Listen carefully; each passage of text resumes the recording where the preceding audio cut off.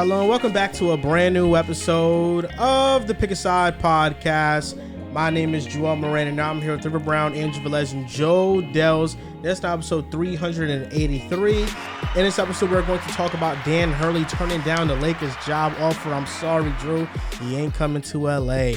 Rank eliminated playoff teams by their future from best to worst. Justin Jefferson's record-setting contract and what's in store for him in 2024, Darren Waller retiring, and some more NFL stuff. Fellas, how you guys doing? Feeling great. I'm just sitting here thinking that it's been a week since we've been here, thinking about a week ago when we did our finals preview. Shit that was set up here. What was said at this table. Had some people lean one way, had some person lead another way. And the people so far have won up 2-0.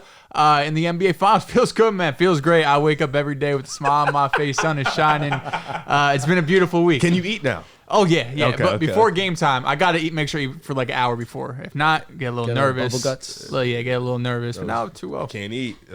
That's great. Enjoy this feeling, Dehls, because it's not going to last. At least you're standing 10. And I respect I'm the hell smelling out of that. something coming. I'm smelling something coming. You smell I'm smelling a what the Game Rock 3 is victory. cooking. Just And like I'm the Game 2 smelling victory? next week coming here, Game 4 victory. Oh, God. Tie 2-2 going into Game 5. It's anybody's series. Celtics undefeated on the road. Okay, I don't care about that. It don't matter. All the Celtics need is one on the road. That's all they need. Kyrie has come back from 3-1 deficit. LeBron. Before, He played with LeBron. He's playing with Luka.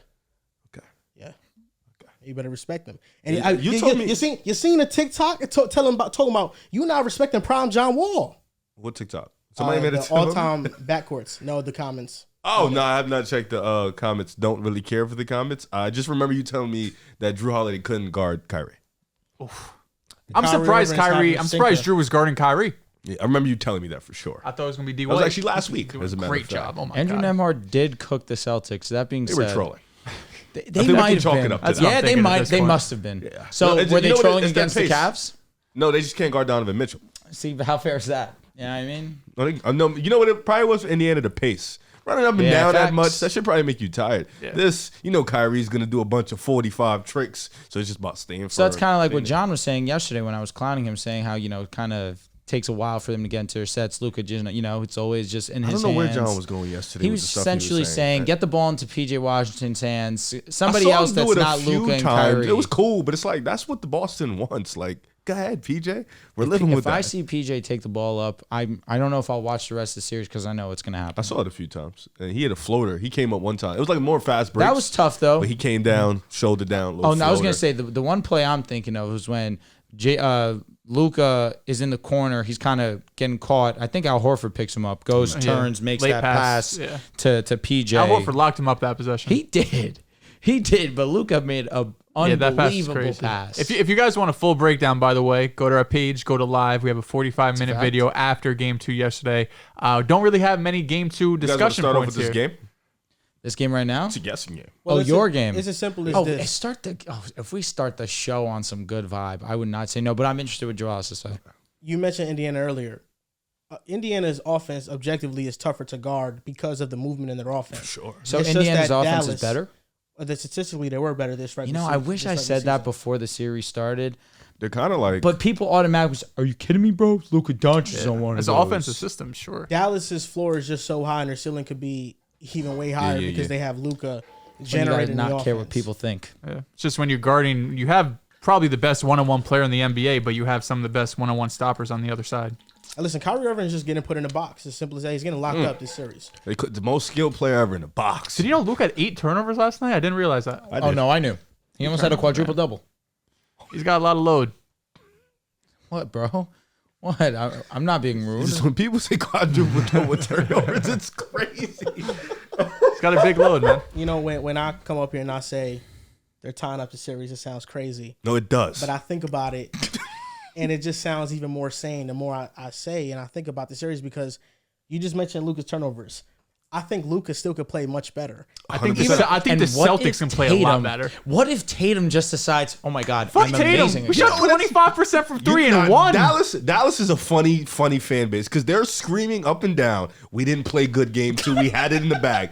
Then on the other, are not realizing Boston played like shit all game and still won the game. I think that Boston, they shot poorly, but I don't think they played bad. We generated a lot of good looks. I think they generated great They shots. had a lot of bad turnovers. Was elite. I thought they just did the little things better. The intangible plays. The 3-point shot wasn't falling, but in the paint, Drew Holiday was 8 for 12. He didn't miss inside the paint because they're bailing out on JT, which obviously makes sense. You'd rather take that chance, but if JT is going to make that pass every time, adjust. Yeah, with Dallas, it's no doubt that their margin for error coming into the series and even They now can't guard is nobody in small. front. No. Well, apparently They're playing that a is zone. due to design. You push them towards the interior, force them to kick or drive in traffic. Force the best shooting team in the league. But dude. every time, No, it's best some- shooting and one of the best game plan. passing. Some of the players are really just them not putting in effort. I'll be honest, but shout out to Jason Kidd. Yesterday was, I think, most of, if not everybody who roots for the Celtics' biggest fear is you go crazy in the playoffs. You have, what are they, 12-2 at this point, 13-2? 14-2. We only need 2 more wins. 14-2, but if you have 3 stinkers in the finals where you shoot under 30% from 3, you're probably not going to win. And you survived that game. Now, they could do it again. It could happen in game 3. You shoot 28%. Tatum struggles again. They're at home. The role players play better. But the fact that it feels very reminiscent of game 1 against the Pacers, where it's like, you better take advantage of every opportunity you get because the Celtics ceiling and floor is just so damn high that if they have this off night, you have to capitalize. And it felt like Dallas kind of just let it slip through their fingers. They did. They let game 2 slip away. Those events happening for Boston is an opportunity for Dallas to capitalize, but Dallas didn't play well either. I mean, they didn't play well. Offensively, they're really sloppy.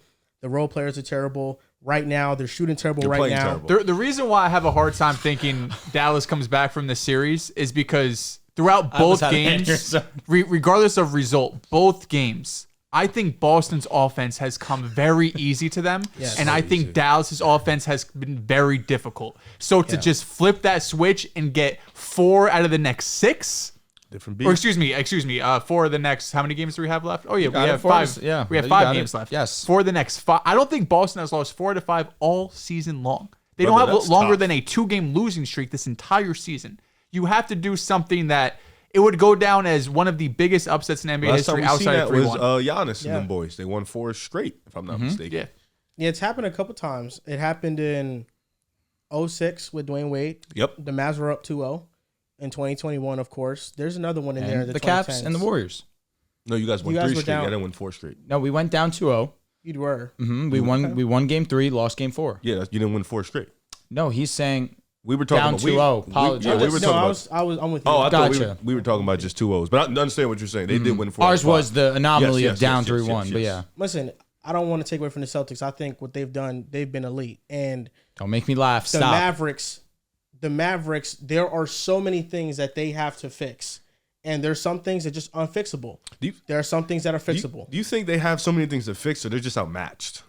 If you're outmatched, you got a lot of things to fix. I don't know because they got to the need, finals. You need new players. At that point, you just need upgrades at a lot of They positions. are, and it off 2 games, they're outmatched. I think defensively, these 2 games, I think Boston has done a great job. They've generated great looks. I think Dallas's defense has been good enough these 2 games. I don't know about the first game. If their offense was able to find a rhythm outside of Luka, I think they're able to win. Kyrie Irving has to show up. He's averaging 16. He's 0 for 8 from 3. I understand these role players statistically aren't consistent from 3, so that's why you give up the above the break threes, and that's a great game plan to have. But 9% combined for all the role players outside of Luka, that is 20 percentage points below what their role players usually shoot. So they have to play better. And I think at home, game 3 is the most important game. And of course, if game 3, if they lose, it's over. We know it's over. Game 3, I expect Dallas PJ, home PJ Washington to show up. I think Derrick Jones Jr. shoots well. I think this is a game where they're going to shoot well. I have that feeling. How do you say they played good defense when Drew Holiday is walking to the rim? And Yeah, having I was open also layups? going to say they got 5 players averaging over 15, you know? Because they're moving the ball great, and that's what Boston has been all year. Well, that's because they're able to easily just get into the paint. I mean, at will.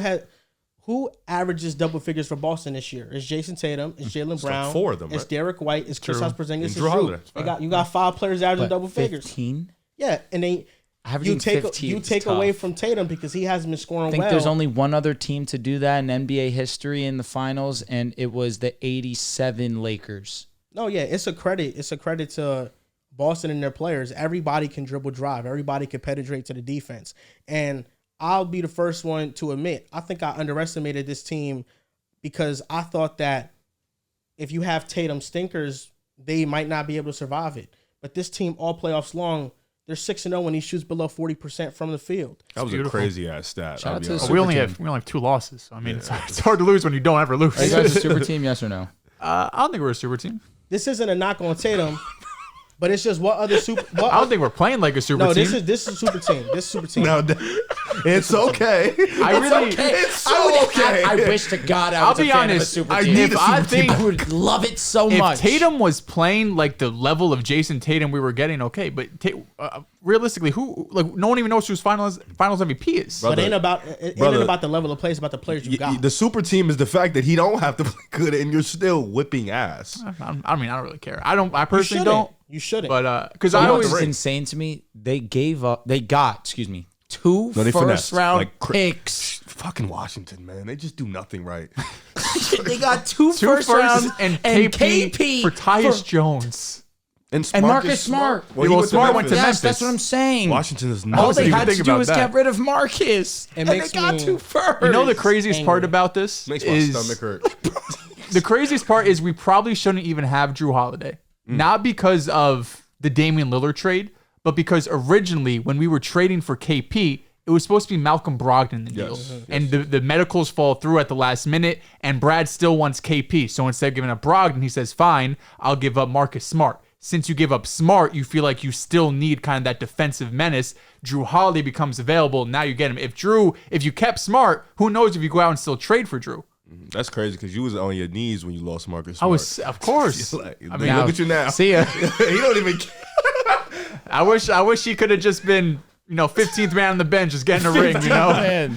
Even if you don't want That to minimum. say it's a super team, it's still an all-time great team. It's Hell great. yeah. I'm not mad at the super team comps. I always just feel like, like the there's 2020 never Lakers. been a super team that hasn't had like a stamped top 5 player. I understand what you're saying. You know what I mean? Yeah, but there's also not been super teams where their fifth guy's like an all-star. That's fair. That's fair. Yeah. That's his luxury. Warriors, it was the top heavy, but then Remember Maybe it's Derek the team White? that's They were super team. they Fall were off. they were fighting for bro to make the All-Star team this year. Yeah. Even Iggy wasn't an all-star at that point. He was just very highly impactful. So that's what's the toughest thing Brother. for Dallas. Stop. What? Are you Iggy, we're talking about. Talk about when Steph and KD was there. Oh, okay. He wasn't playing like all-star. He was Because just when it like comes to Dallas, OD. bro, there's no right answer right now on defense. If you're getting into rotation, you're giving up threes. If you're staying home, you're giving up layups. Sounds like it's over. They don't got no answer. Their offense. They just need sounds to me more, like, more y'all Daniel trying to Gafford figure- post-ups. They probably a film room just kidding there sweating like, yo, what the hell are we gonna do? Like, there's nothing. Well, you can do. what mind game is Jason Kidd going to go up there and Shit say didn't next? work at all. Like, He tried, bro. I respect it. I respect it. for Yeah, you sure. got to try everything. Joe Nothing Mazzulla basically told him, "Shut the fuck up." What did he respond? He said something along the lines of a reporter asked him a question about Jason, and he was saying, well, the biggest play of the game was Peyton Pritchard, that shot right before half, talking about, how people care about their efficiency, care about their stats, the fact that he's willing to throw up a shot like that, and he struggled. I believe that's the only field goal that he's made Yeah, so he hasn't far made in these another first shot. 2 games. And he's like, yeah, this was a team win. That should have been what your question was. And to answer your question about Jason Tatum, then he goes and he says essentially the fact of Jason Tatum's obviously still great, but we're the Boston Celtics. We're not Jason Tatum. Love which- that answer. that is how a coach should answer. So you guys want to play a game? Yeah, do please. it. Let's get I into have some good 16 vibes. names up here, and these are the worst field goal percentages in finals history. Oh, I've seen this All right, list. Jason Tatum. He is number 1. Yeah, Patrick Ewing. He is number 2. Oh, you saw the I list saw already? I did see All right, this so list. shush. Oh yeah, don't talk. Do you remember but those? there's- I remember a handful. Like a lot. We're gonna have to cook up, Joel. I Like, wish at least Adele 2 just come to kept his head. mouth shut, Okay. man. I did not see this list. I'll be honest. There's only one name I definitely remember is J.R. Smith. He is number 3. I remember another name. Okay, maybe You got the first 3. So. Okay. Mikal Bridges. Wrong. So should I say some or no? Guys in the finals. Drew Holiday. No. Oh wait, now he's been amazing. Yeah, now, facts. whoops, I'm thinking He about his probably first jumped one. his shit up. Oh, 80%. dude, yeah. That was a terrible guess. There's some Apologize. funny names on here. I I'll be know. honest. I know Rondo's on there. Okay, you're done for the day. Okay. Rondo is at 15. Okay, is Kyrie here? No, he is not. He's not up here. You have 1, 2, 3, and you have 15. Can you give me a hint on like when? Those Is there guys any were? more players that are in this finals? So one 2010s up. of these guys are in the 80s. Okay. One of these guys are in the 90s. But most of these guys are 2000s. And there's like he already said all the new guys. There's like 2 or 3 more new guys. So most of these guys are 2000s, 2010s. One of these guys are funny as hell. I'll be honest. I'll give you a hint. Him and LeBron had beef. Low-key. Him and LeBron had beef. Like low-key. Deshaun Stevenson? No, not that type of beef. Like he tried to Delonte? sun him. No, he tried to sun him. Oh. Lance? Mario Chalmers? Good Zinger. shit. Chalmers at 10. I found that funny that he's on the list.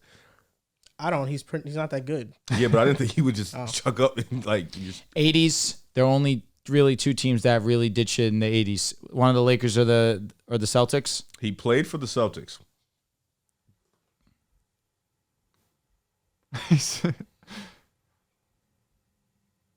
You said we got more in the 2010s, right? Essentially, yeah. Okay. Oh my God. What's the name of your power forward? I'm blanking terribly on his In name. the 80s, he played for Dallas and the Lakers. I so lied. Oh, okay. Well, You probably won't get this guy. They go to finals, man. 2 guys played on the same team. I give you this one hit. 2 guys played on the same team in the early 2000s. white dude for the Lakers? He's actually Allen Iverson. okay. All right. He's 11. Thank you for saying that. But that's not who I was talking about. Oh, it's not. No, On the Lakers, white dude? no, he's not white. He's actually black. But Allen Iverson's on the list. Yes, he's number 11. Okay. I'm crying. Fortunately, AI is. You said early 2000s? Yes, early so 2000s. like 2005 and below? Yes. Okay. As a matter of fact, between 2000 and 2004, Okay, played so on the it's same on the team. Lakers or the Pistons or the Nets? Jason Kidd? Cook, one more. Richard Jefferson. Oh, God, Kenya why Martin. Yes. Nice. 5 and 7. 6 and 8. Pardon me. Keep cooking. You're in that same area. But on the other Rip? team, we're still on the Nets. Rip. He is at number 7. Now we're getting later into the years. Well, actually, no. Keep cooking. The guy's in there. Sheed? No. West. He's in the West? Yes. Derek Fisher? No. Keep cooking though. You're hot. Like Lamar greasy Odom? hot. No. You're cold. Rick Fox? You're hot. Ori? You're missing him. It's obvious. You're hot. It's literally 2002. Like, really? What think? He's known as the greatest shot chucker ever. Kobe? Yeah. Oh my God. Kobe's what? up here. Yeah, he's at 13. Oh, wow. I didn't know that. Yeah, probably. I When he played wasn't, Boston. we weren't trying to twice. disrespect it. No, you know. All right, so you got 1, 2, 3, 4. You got 6. You got 7. You got 8, 10, 11, 13, and 15. How much more do we need? You need number 5. You need number 9. You need number 12, 14, and 16. 14, I'll give you a hint. 14 is like dynasty.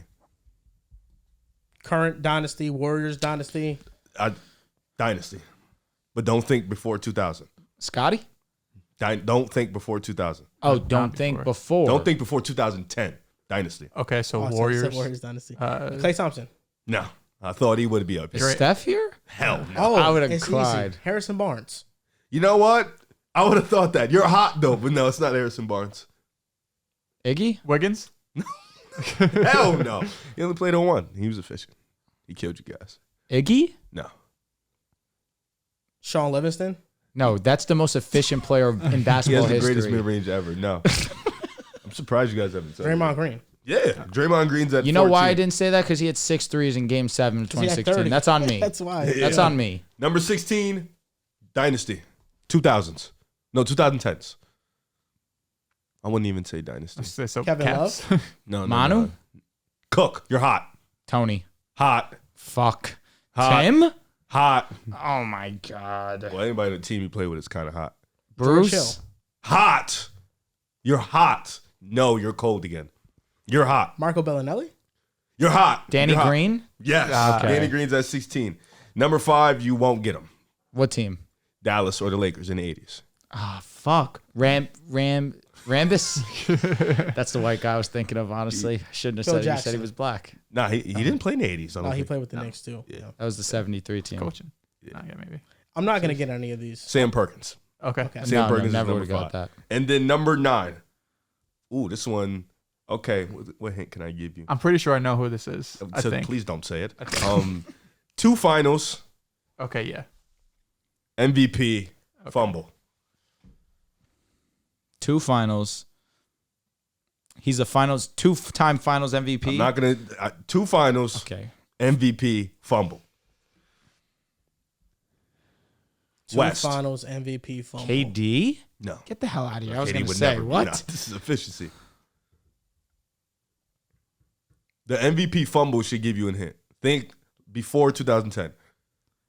Dirk? Yes. Yeah. Dirk is at 9. And then one more name, number 12. You're really not going to. No, you might get this. Good guess. Dynasty, 90s. Okay. Bulls? Okay. John Paxson. No. Dennis Rodman. Scottie Pippen. Hot. Said Scotty. Horace Grant. Hot. Dennis Rodman. No, not hot. You're cold.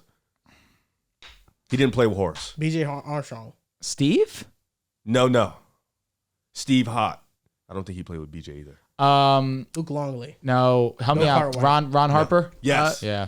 So the list is Jason Tatum at 1, Patrick Ewing at 2, J.R. Smith at 3, Kevin Love at 4, Sam Perkins at 5, Jason Kidd at 6, Rip at 7, Kenyon Martin at 8, Dirk at 9, Chalmers at 10, AI at 11, Ron Harper at 12, rest in peace, Kobe at 13, Draymond at 14, Rondo at 15, and 16 is Danny Green to round off the worst field goal percentages in NBA Finals history. What the fuck was Draymond doing in 17 and 18, man?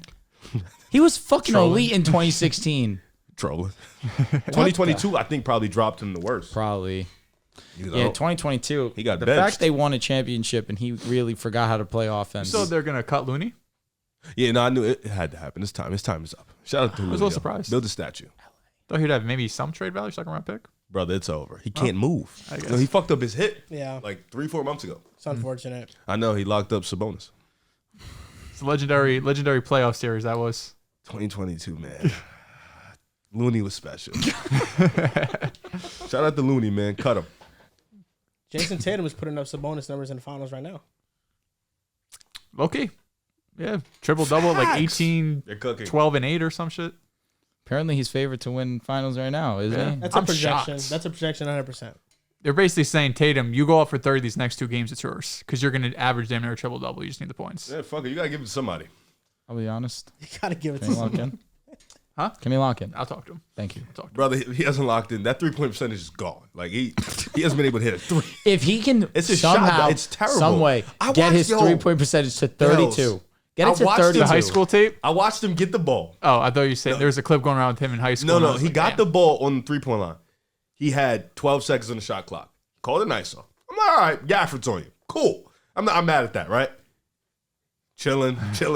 Fucking sidestep 3. Got no separation, brick. And I'm just like, why? Like, Whenever just- he makes the 3, I get surprised. I'm not gonna it's lie. like, why did you Shit's been choose to nasty. do that, bro? Like, I don't know. He's Jason Tatum makes his first 3 of the game. He's 1 for 7. Bro's got in the weight room, getting all this plays like a muscle, pretty boy, and the man. shot just disappeared. He be making them know when it counts.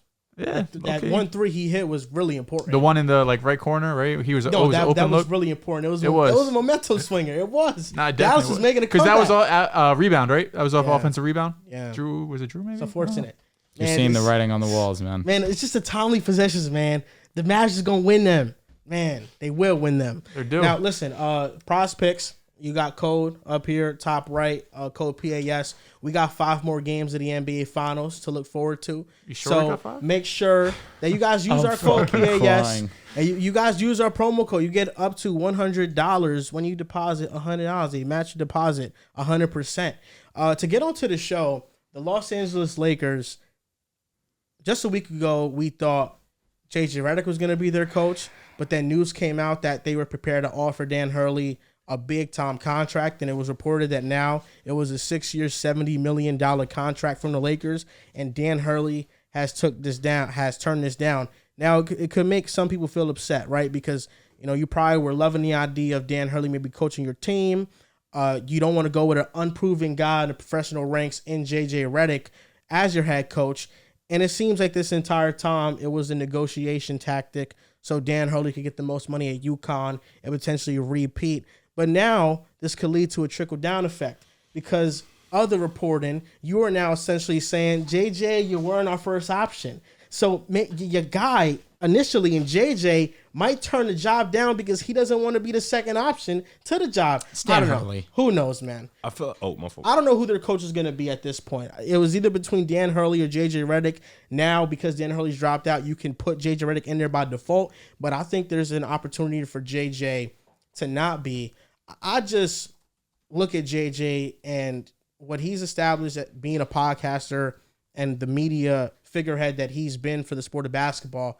I just don't understand putting all that to the side and then taking a job that's going to invite a lot of pressure, especially with the new avenues he's taken doing a podcast with LeBron James. I think that JJ has a lot going for himself to the point that he doesn't need to get into coaching, but if he truly loves it, he will. But that's just my 2 cents on it. I don't know if I would take that risk, and I don't know if he's going to either. Good, Riff. I thought it was weird at first when I even seen Hurley's name pop up, because before it felt like all the news was kind of gearing towards JJ Redick is going to be the head coach. He's going to take the job. He was the front runner. And then all of a sudden, Hurley jumped up in the picture.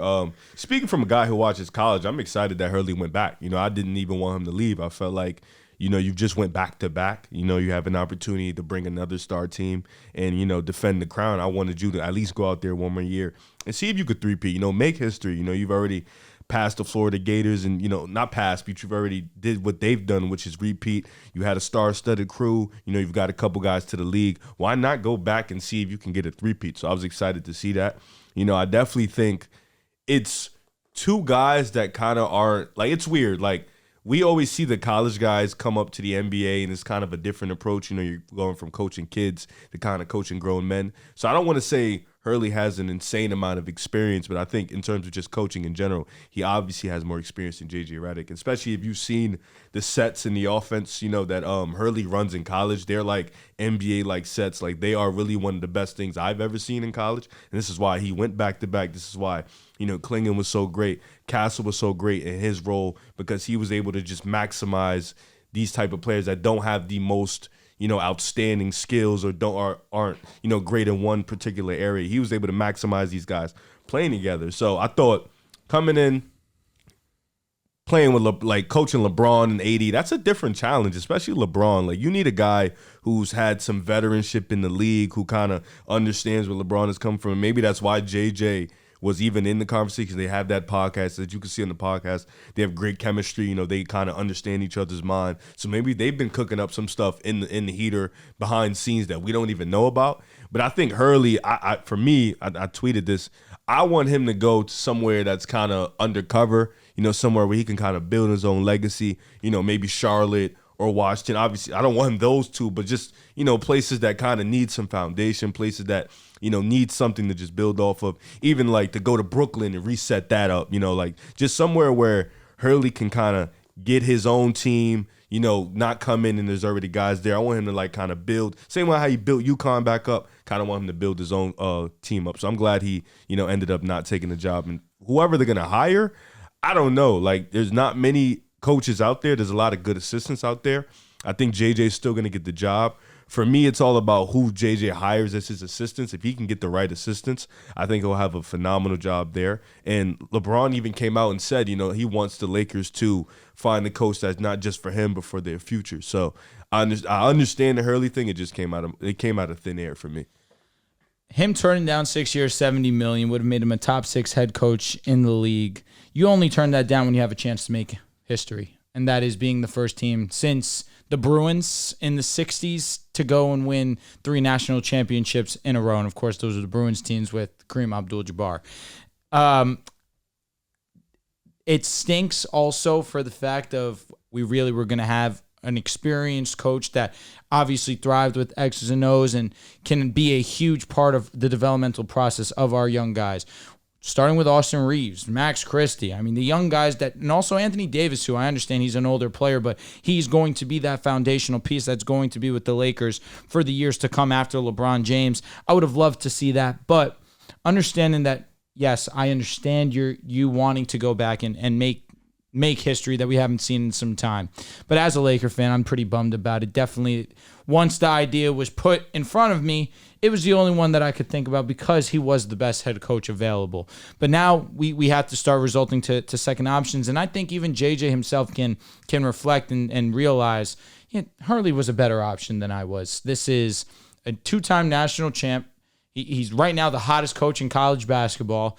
Why would he not be one of the top priorities for one of the teams that are looking for a head coaching job?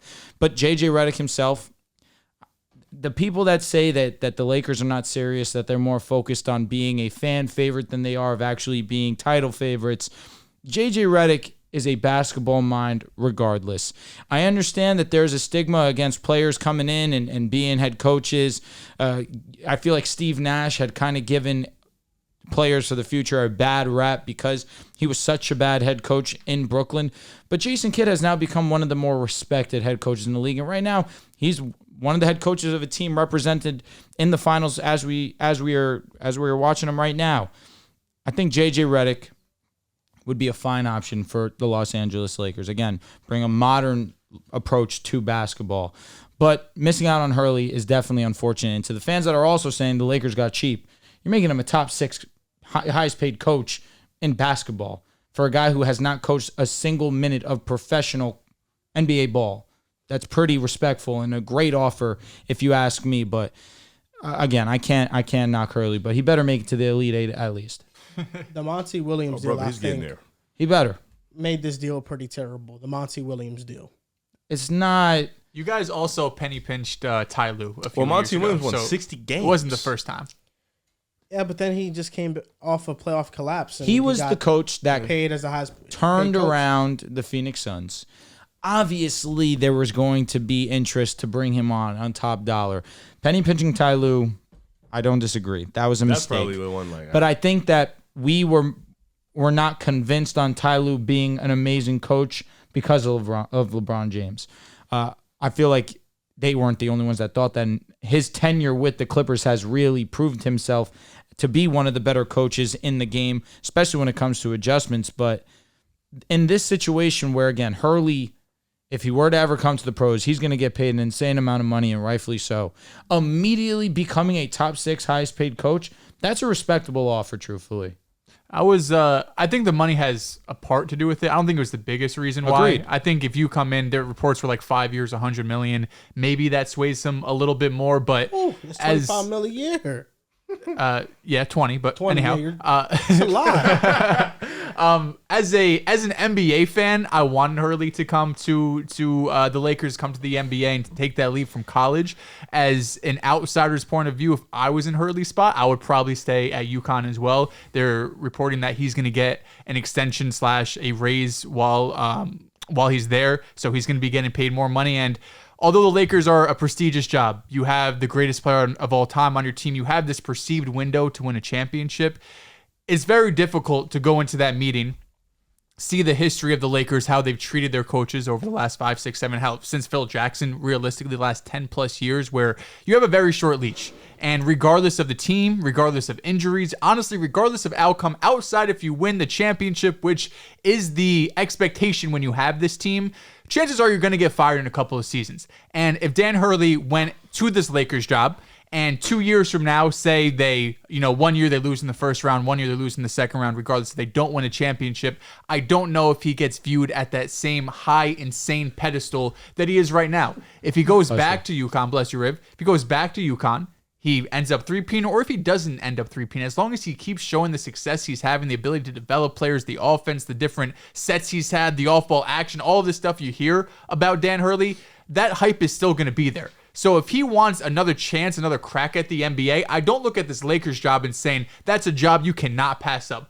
Under any circumstance, you have to go there. I think he's in a great position in college right now where he has one of not the best team in college basketball going into next season after winning back-to-back championships. So I think the money had a part to do with why he turned it down, but realistically, look at the Lakers' history. If I was a coaching candidate, I don't know if I'm eager to go and work for Jeannie Buss and that ownership group. Especially post-2010. I think post-2010, the Lakers franchise and organization has kind of been terrible. I think LeBron James is the only reason why We're entering our Boston era. they're the saving grace. And LeBron James has turned around that team, but before LeBron James, they went on a run in a streak of missing the playoffs, not developing players properly. It really hasn't been the best organization. I think the money does have something to do with it. If you telling me it's 5 years, 100 mil, I think he's taking that. It was 670. That's 11 mil compared to 20 mil. I know, but that's why. I'll be honest. Woj was all over the fucking place with his reporting. He lost me. That's the biggest part Team of this Shams. story. It's Shams, the Woj sorry, versus Bill. Shams war. That's the biggest part of this story. Who's going to be right? Who's going to be wrong? And so far, It Woj could be is- neither. Yeah. It could be not be JJ. It could not be Hurley. It's either Borrega, Kenny I Atkinson, like Borrega. Cassell would be. I wouldn't be against that, truthfully. No, we need to keep that, brother. If JJ. Cassell gets a head coaching opportunity, I'm Yeah, sure. no, of course. On one of his recent podcasts, he said that after the finals are over, he's going to address Shams publicly Oh, really? I did about not say his that. reporting. Yes, he will. So Like, he might not be the coach Because anymore. the latest Why? report was that the Lakers Why have is he not addressing, talked to Shams? JJ basically at all. They've had minimal contact. Because Shams is the one who initially reported that the Lakers are Narrowing it down. gonna sign why is he JJ. addressing it publicly? Because I'm sure everyone's in the comments saying, "Are you going to take the Lakers? Are you going to take the Lakers?" I guess job?" he just wants to address it publicly because he made something private public. Oh, okay. That's why, JJ probably wanted to get by this season and cover the finals without this cloud over his head. And Probably like Funny what because they probably Woj see just. each other all the time. You're gonna say Woj just did the exact facts. same thing to Hurley, to the point where he needed a police escort. In But this UConn. actually seems true. Like there was Yeah, interest, there was a facts. contract offer. JJ, He it was seems at like there's UConn nothing. today. That's what I mean. Yeah, Hurley was at Yeah, because I UConn mean he today. addressed the team a couple days ago too, right? But that probably might not have been fully true. Probably why he had to come to UConn today to address the team. Like, yo, I'm not leaving. Like, this was just something that came out. JJ, come be an assistant with us, man. He likes Missoula. Cut it out. it's hard for JJ to really was do almost anything in assistant this last year. situation, though, because JJ just can't flat out say, I haven't been approached with this job. He would have said that by now. I think he's been approached with the job, and I think there probably is legitimate interest. But didn't he already get approached for the Charlotte job? If I'm not mistaken, I think there was definitely there was some noise another. around it. interest. I was gonna say there was another coaching vacancy that his name got brought up in. And I don't think he ever addressed that publicly at He all. didn't.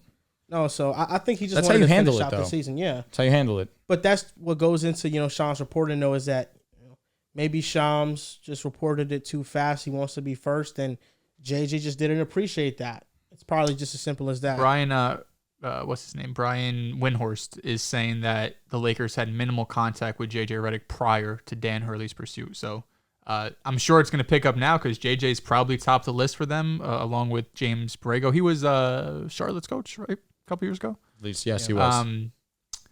Yeah, so I mean, I don't know. If I'm a Lakers fan, I think JJ's the guy I would want more so because everyone else, I feel like you kind of know the negatives, or like Kenny Atkinson, all these dudes have been fired. You kind of seen them flamed out. JJ has this kind of mystic appeal where he's super smart. He's the #1 podcast. He uses all this data and information that you don't hear a lot of other places. So it's like you translate that as a head coach, and you got LeBron and AD, and everything you say makes sense on TV. But then doing it as a coach is, of course, a completely different question. I just need a guy that's not gonna, or that let me say that's going to And be Darvin Ham animated. went to the Bucks. He did go Him back and to the Doc Bucks. Rivers. I mean, he's good as an assistant. I feel like. He was It's a like the championship Jeff Saturday assistant. situation. What? JJ? This. I don't know. The Jeff Saturday, they hired him mid-season. Yeah, that no, was nuts. that was worse. That was worse. That was But crazy. two media heads, they gained instant How many head games coaching did he opportunities. coach for? Was it 2? He only coached half a season, Yeah. like 6, 7. Was it? Yeah. I remember it being like almost no games. Yeah, the Colts were ready to go on a run right there, but they made the wrong move. That was the Matt Ryan year, right? You know it, man. What year that was? He went Could've 1 been. and 7. Not great. So 8 games he played. No, Bro won. they one won the game. first game, I believe, Against the Raiders. Shit, I think it was against the and then Raiders. they blew the lead against the Vikings. Imagine the, The noise biggest, after the biggest lead lead ever. yeah. Facts. Imagine the noise after the first game. New one like Jeff Saturday's the guy. Like, They were yeah, getting sure. shit on. Deservedly so, but Yeah, who knows who the Lakers' next head coach is going to be? There have been 14 teams eliminated in the playoffs. 2 remain. We are going to rank these limited playoff teams by the brightest future. 14-1. I'm with it. All right, You do it I did a tier. I have 4 tiers. 14 Clippers. Yes. I have the Suns. I have the Suns 13. I'm Suns are fine. 13. We're here. I I like think that. the Clippers are the worst future, yes. I'm fine with that. Suns and Clippers are 14-13. Clippers and Suns, yes. They're right next to each other. Number 12, hot take, Miami Heat. I have Miami Heat at 12 as well. I had the Bucks. I have them high because of Giannis. I have the Bucks at 11. I think Giannis leaves next year. Oh, That'll change everything. What is there in Milwaukee for Giannis to actually compete with and win a championship at this point in time? Oh, Giannis and Dame. I love this conversation. I like it when we do it like this anyways. Me too. Giannis and Dame, you can say that, but I mean, that's fair. Everybody else, That's fair. everybody else, they don't have no draft picks. They don't have no money. no young players really. No young players. Andre Jackson's Brooke Lopez interesting, but- already has shown he's a liability. Chris Middleton, you can't really rely Chris on him. Middleton's still good. He played well this He's season. their young player. I think Chris Middleton, of the things that we listed, is the one that I think is, even though he's been injured, he's your most reliable and the most trustworthy. All right, so we got 14 at Clippers, Which isn't for great. sure, 13 Screw it. Suns. But when he plays, he's great. Yeah. Yeah, mine Chris. is 14 Clippers, 13 Suns, 12 Bucks. I'm putting this a group list. I'm writing it down. I have the Bucks I'm not putting- exceedingly high. I think putting the Heat at 13 when they still have Spo is crazy. And they have Bam Adebayo. They have at least a young piece. Giannis is 30 max. 31. Jimmy's 33, 34. No, he's not 31 because he's younger than Kyrie. I'm not. Kyrie's 32.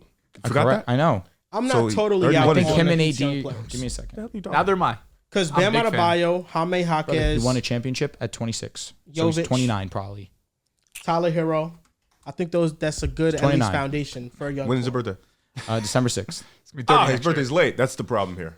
Okay, he'll be 30. His game will decline in 2 years. Yeah, I'll be honest. Maybe a I year. did take Jaime Jaquez, Nikola can't Jovic shoot. into account, and I said Heat. I just don't know if there's a path for the Heat to actually win a championship with this core they have currently. You have think they Jimmy can Butler, retool, who's though. aging. You can retool, but you're banking on a lot of things working. Do you have the Heat feel like the Bucks, a lot you want- higher you're- than 12? Okay.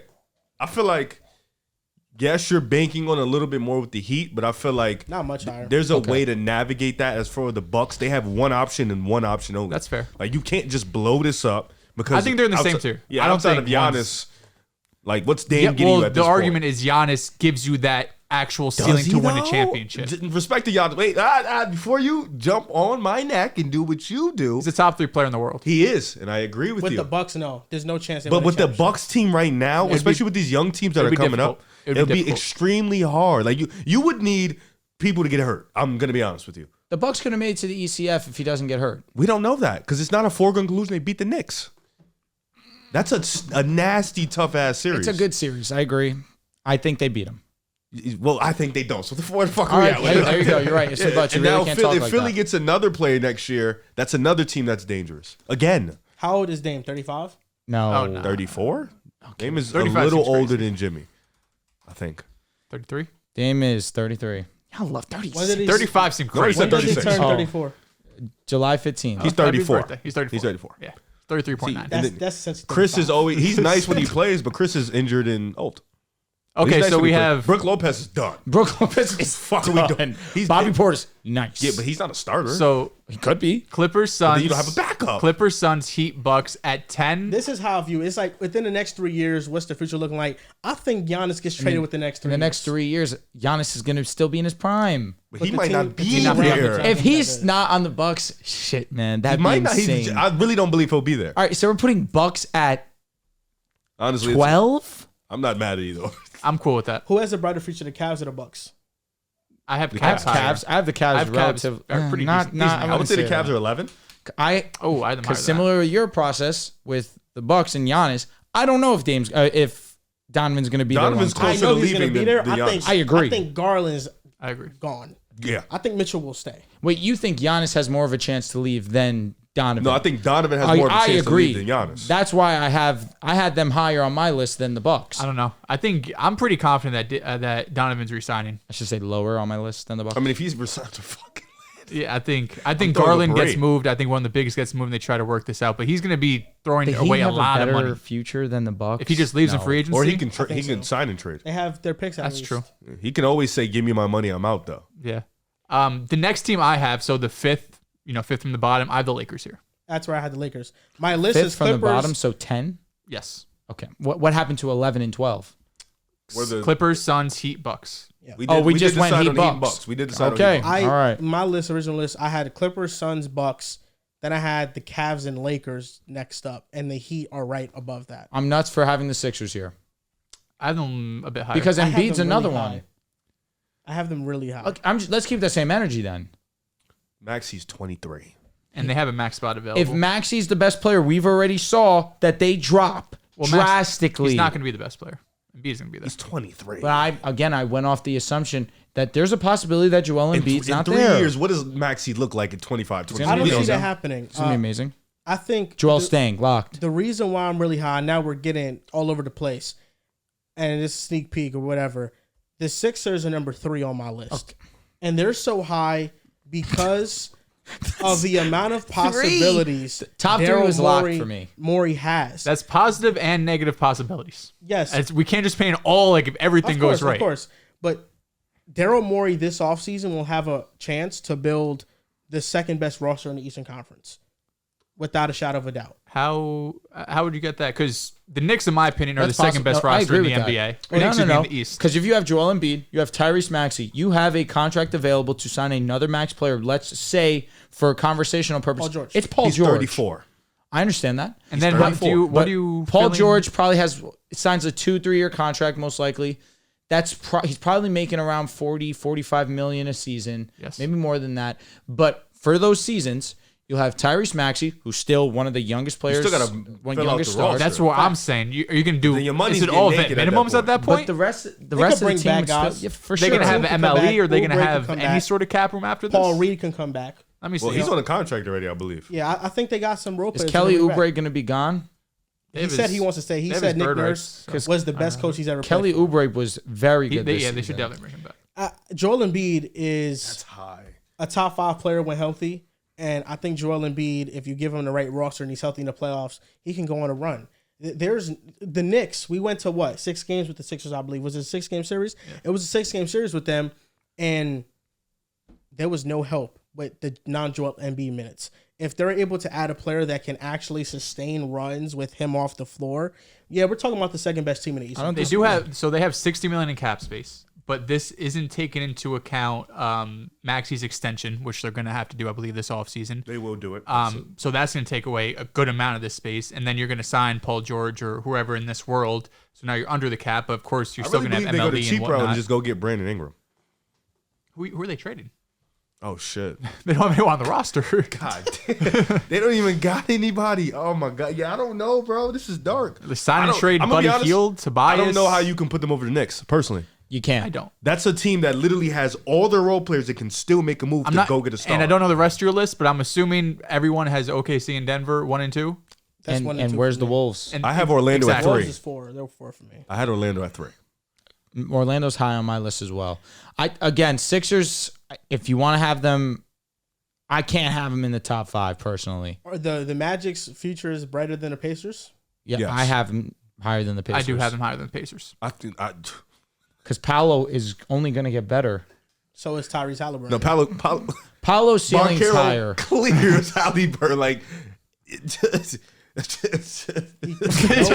doesn't even know how to put the words No, on he it. doesn't. No, he does. He clears them as of right now. What do you mean right now? I think he definitely has higher potential. Tyrese just had a better season though. He did. he pretty- may have had a pretty better comfortably. efficient season, but what Banchero just did with that roster, yeah, I'm digging. I'm definitely that. taking Paolo. I'm digging that by I like far. the size, we like the forgetting defense. that Tyrese Halliburton, when he got traded to the Pacers, they were a lost cause and they were a winning team as soon as he got traded there. Wasn't can say the Orlando a exact lost same cause thing when about they Orlando. drafted They're the number 1 Banchero? overall pick. Okay, they both This is changed year their 2. teams around. He's in year 2. Yeah, and Tyrese Halliburton is a young player too. I'm not Year disagreeing with Going you. into year and, 5? and top 5 seed. They went 7 games Yeah, and Banchero Tyrese Tyrese was is pretty going good. into year And 5. Paolo's going into year 3. Paolo was damn good versus a great Cavs Who's defense. supporting cast do you trust more, the Pacers or the Magic long term? long term, I mean, the Magic I like players are all Orlando, young. and they can make moves. Even if you think Paolo has a higher ceiling than Tyrese, I think it's crazy to think it's exorbitantly high. I think it's crazy I to think say Banchero Paolo's could be a ceiling is top here 7 player in and the world. Tyrese is here. Banchero can be a top 7, 8 player in And the world. Tyrese is a top 15 player in the world. He I could be disagree. that. He can ceiling- be that. Oh, okay, yeah. Yeah. Okay, that's 7 to 15. That's a pretty a good, decent That's amount. a good margin. That's like That's absolute high ceiling. He could also not be that. And then Halliburton can also not be that. Because I think Zion is better than Paolo.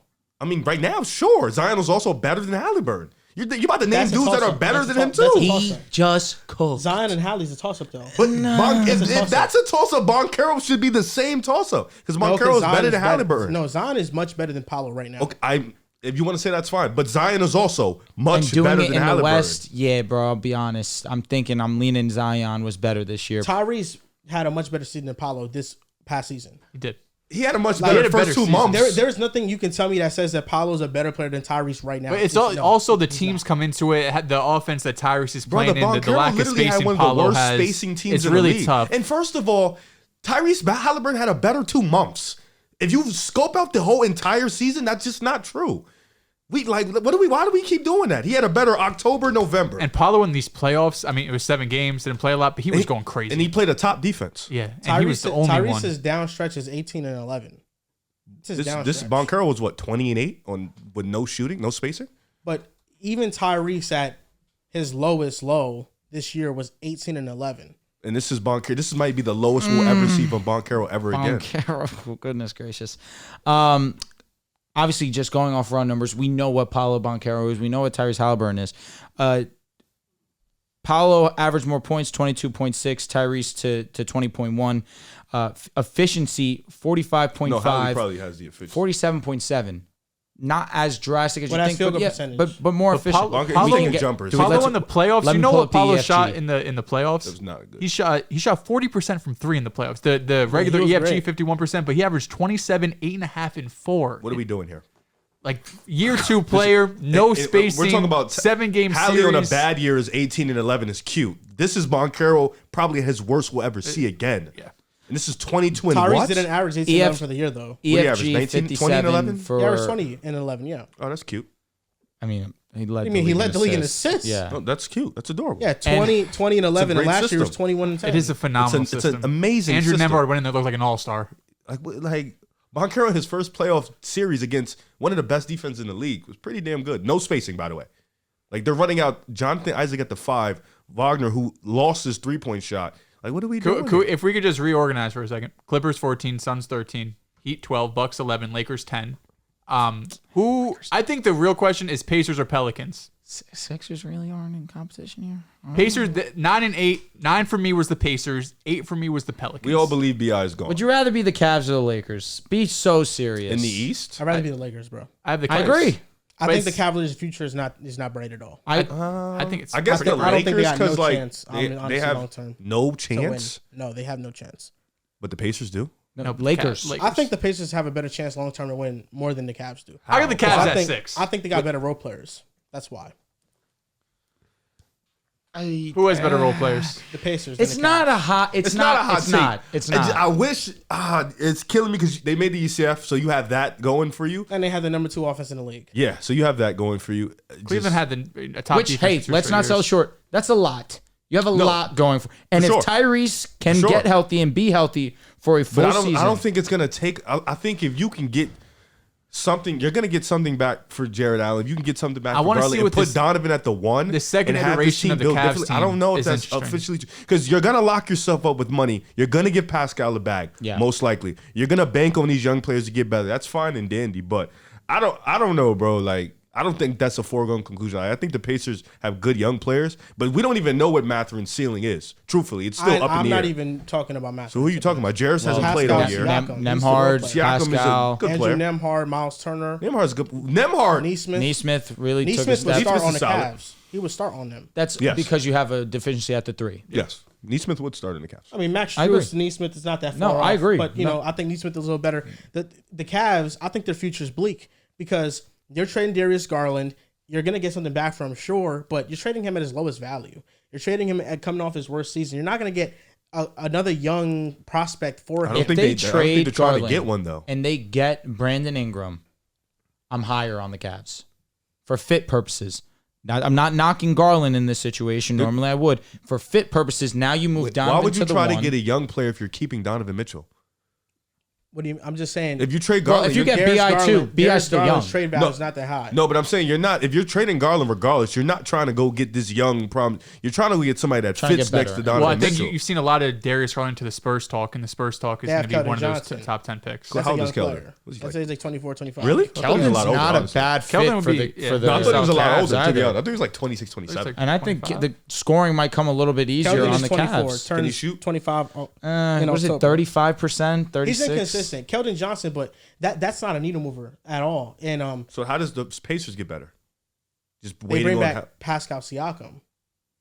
And No, I'm also, talking about how do they Mathurin get gets better healthy. from here? And Like, how Mathurin, how does the defense get better from here? defense is an excellent question, but with Pascal, they did get marginally better. Oh no, I agree. And also, I if you agree. want to talk about how they can improve, Nemhard can get better, Yeah, more Jarris, consistent as an But I elite. think if you Jarris is a TBD. You still have to go on if you upside. move Jared Allen and you move Garland, you move Donovan to the 1, I do think the offense gets better and the defense So will in still that be great. in that scenario, draw it up real quick. Are you getting BI for Garland?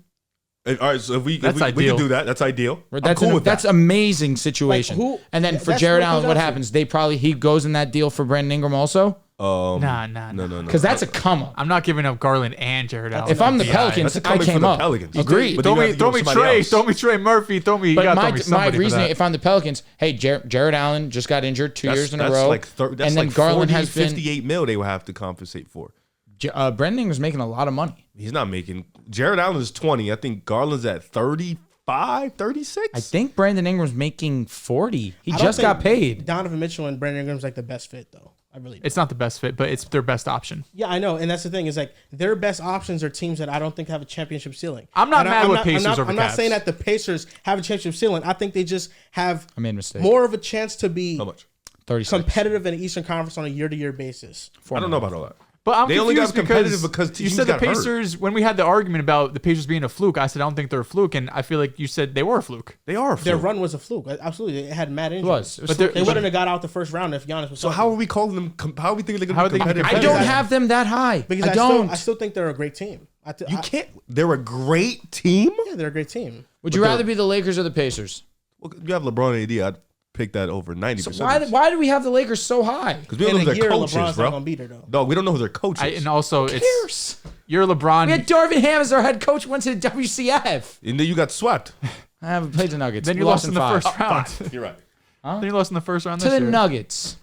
Reigning champs. I like this Cavaliers conversation though because a lot has to do with what you're getting back for Garland or Jared Allen. Agreed. Sure. And we're thinking best case scenario, We're trying. but it could also not be that. It's either And- the Spurs or the Pelicans. and But I the think- same argument made for the Pacers, where we're expecting Nemhard gets better, Jarris gets better, Bendick, but like all these players aren't all going to get better and just steadily become great players, and they go from role player to starter to star to all-star. Like eventually there's going to be a plateau or a little bit of a fall off, or someone gets hurt or someone gets traded. Nemhard Like might leave. And He's naturally not with gonna leave. usage, Shit. especially No, if he's not Nemhard if if Nemhard takes the lead, plays like then, this, then next year wants a better role. What's to say he I won't? don't know if what's to say he won't decide to leave? more importantly, money. If he wants money, now this is where because you're shit gets paying dicey. Tyrese a super max, you're giving Siakam 40 M's. Now you're going to have to pay Nemhard too, and now all of a sudden you're looking at the rest of this roster. Neesmith's gone, Miles Turner, like all these dudes who are in kind of cheaper contracts now is going to be tough to resign. Well, the biggest difference is that with the Cavaliers, we're not sure what their team is going to look like. With the Pacers, we know what their team's going to look like. That's true. And the projections within their team are about the young players, but even if we're not projecting, it's still a pretty damn good team. I mean, it's the role players compared to the Cavaliers: Siakam, Nemhard, Neesmith, Siakam's Miles not a Turner. role They're not player. sexy names. TJ That's McConnell why- off the bench. No, They're not Siakam's not a role player. Is all I said. No, he's not. Far from. Yeah, you name him was crazy. Well, he's a an player. all-NBA he's player. He's He's an players all-star level next player. to their best player. well, then you could Evan Mobley, Jared all Allen, NBA Darius player. Garland. Yeah, but two of those guys might not be there. Yeah, and I'll be honest, the best one's still going to be there, Evan Mobley. Evan Mobley, he's still a TBD. I don't know if you can just bank on Evan Mobley Jared being your Allen- second best player and living with it. Yeah, but I don't think Jared Pascal Allen's Mobley's better than Siakam. defense is elite, but there's a lot to be desired. What's on his Pascal offense. Siakam getting as the second best player right now? He was a championship player as the second best That player. was long. That It's was like over 5 two years ago. That's still in decades. his That team, prime. that He's still team in his also prime. had a top 4 or 5 Yeah. player in the world. No, true, but Siakam's still in his prime though. I agree. No, I think Siakam's not a problem. It's the rest of the roster. They're just too young.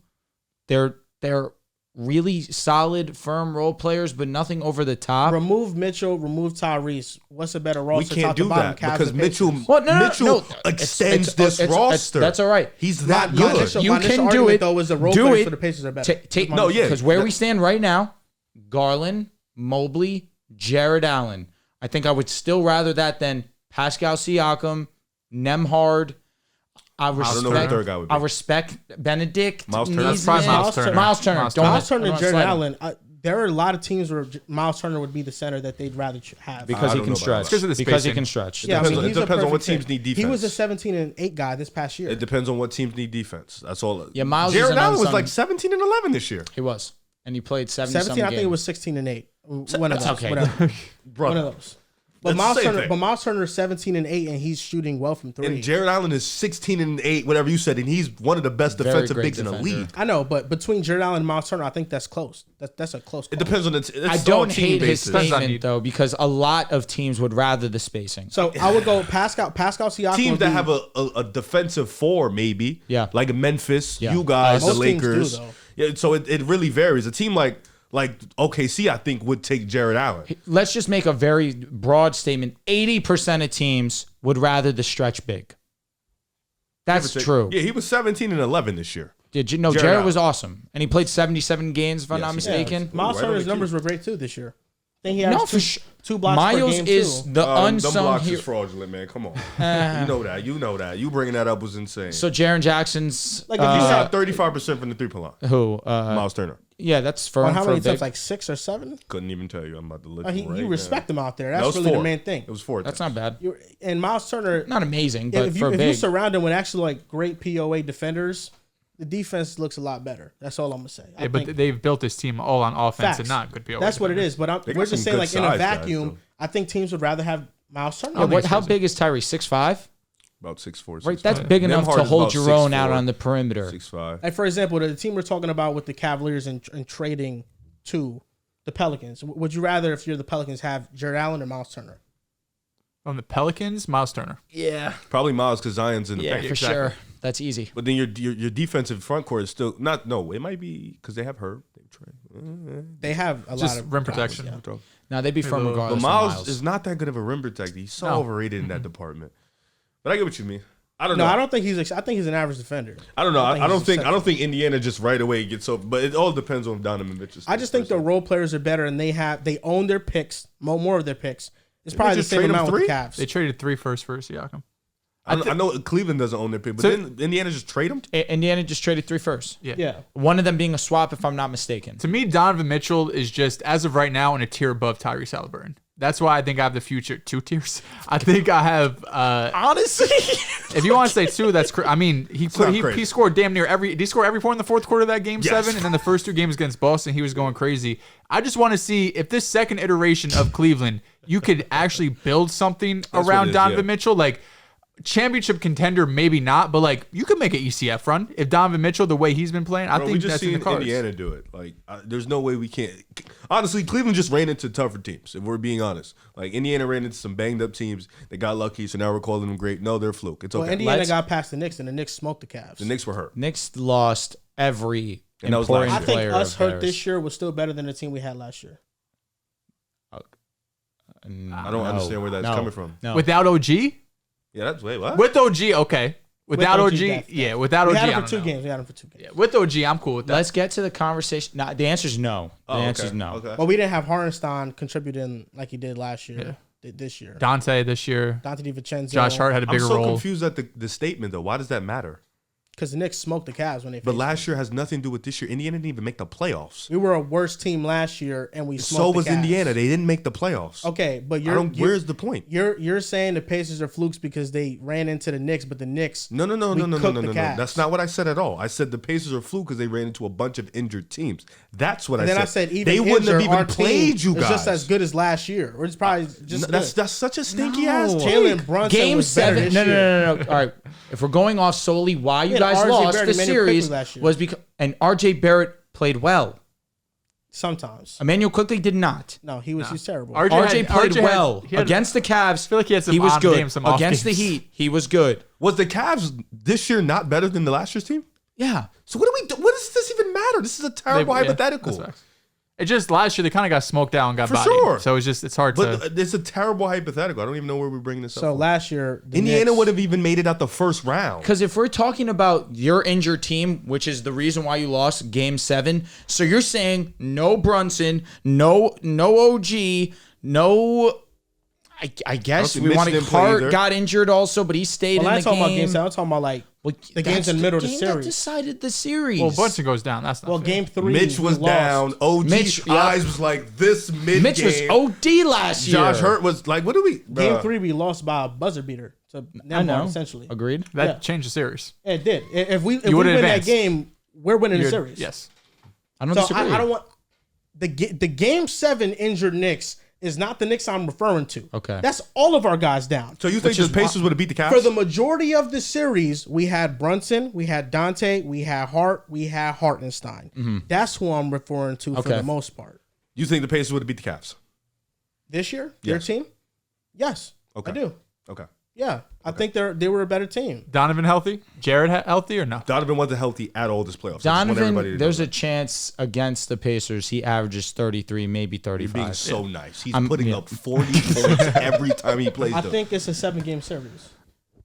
It could go either way. Like if you tell me the Cavaliers are winning that series without a doubt, I think you're crazy. I think that's a 6-7 game series for sure. it's so I really matchup don't feel it confident went to either way. 7 with Orlando. I knew you were and going they to say fully that, held. but I knew you Orlando's were going a to say good- that because good you weren't team, going to though. acknowledge the matchups where Orlando's one of the best defenses in the league. Indiana's a better team than Orlando. Indiana's not a better defense. It's all about matchups. Defensively, Orlando is what kept them in the series. Defensively, they were able to lock in. That's the difference. And once again, you keep missing this point. Indiana wouldn't have even played you guys if the Bucks were healthy.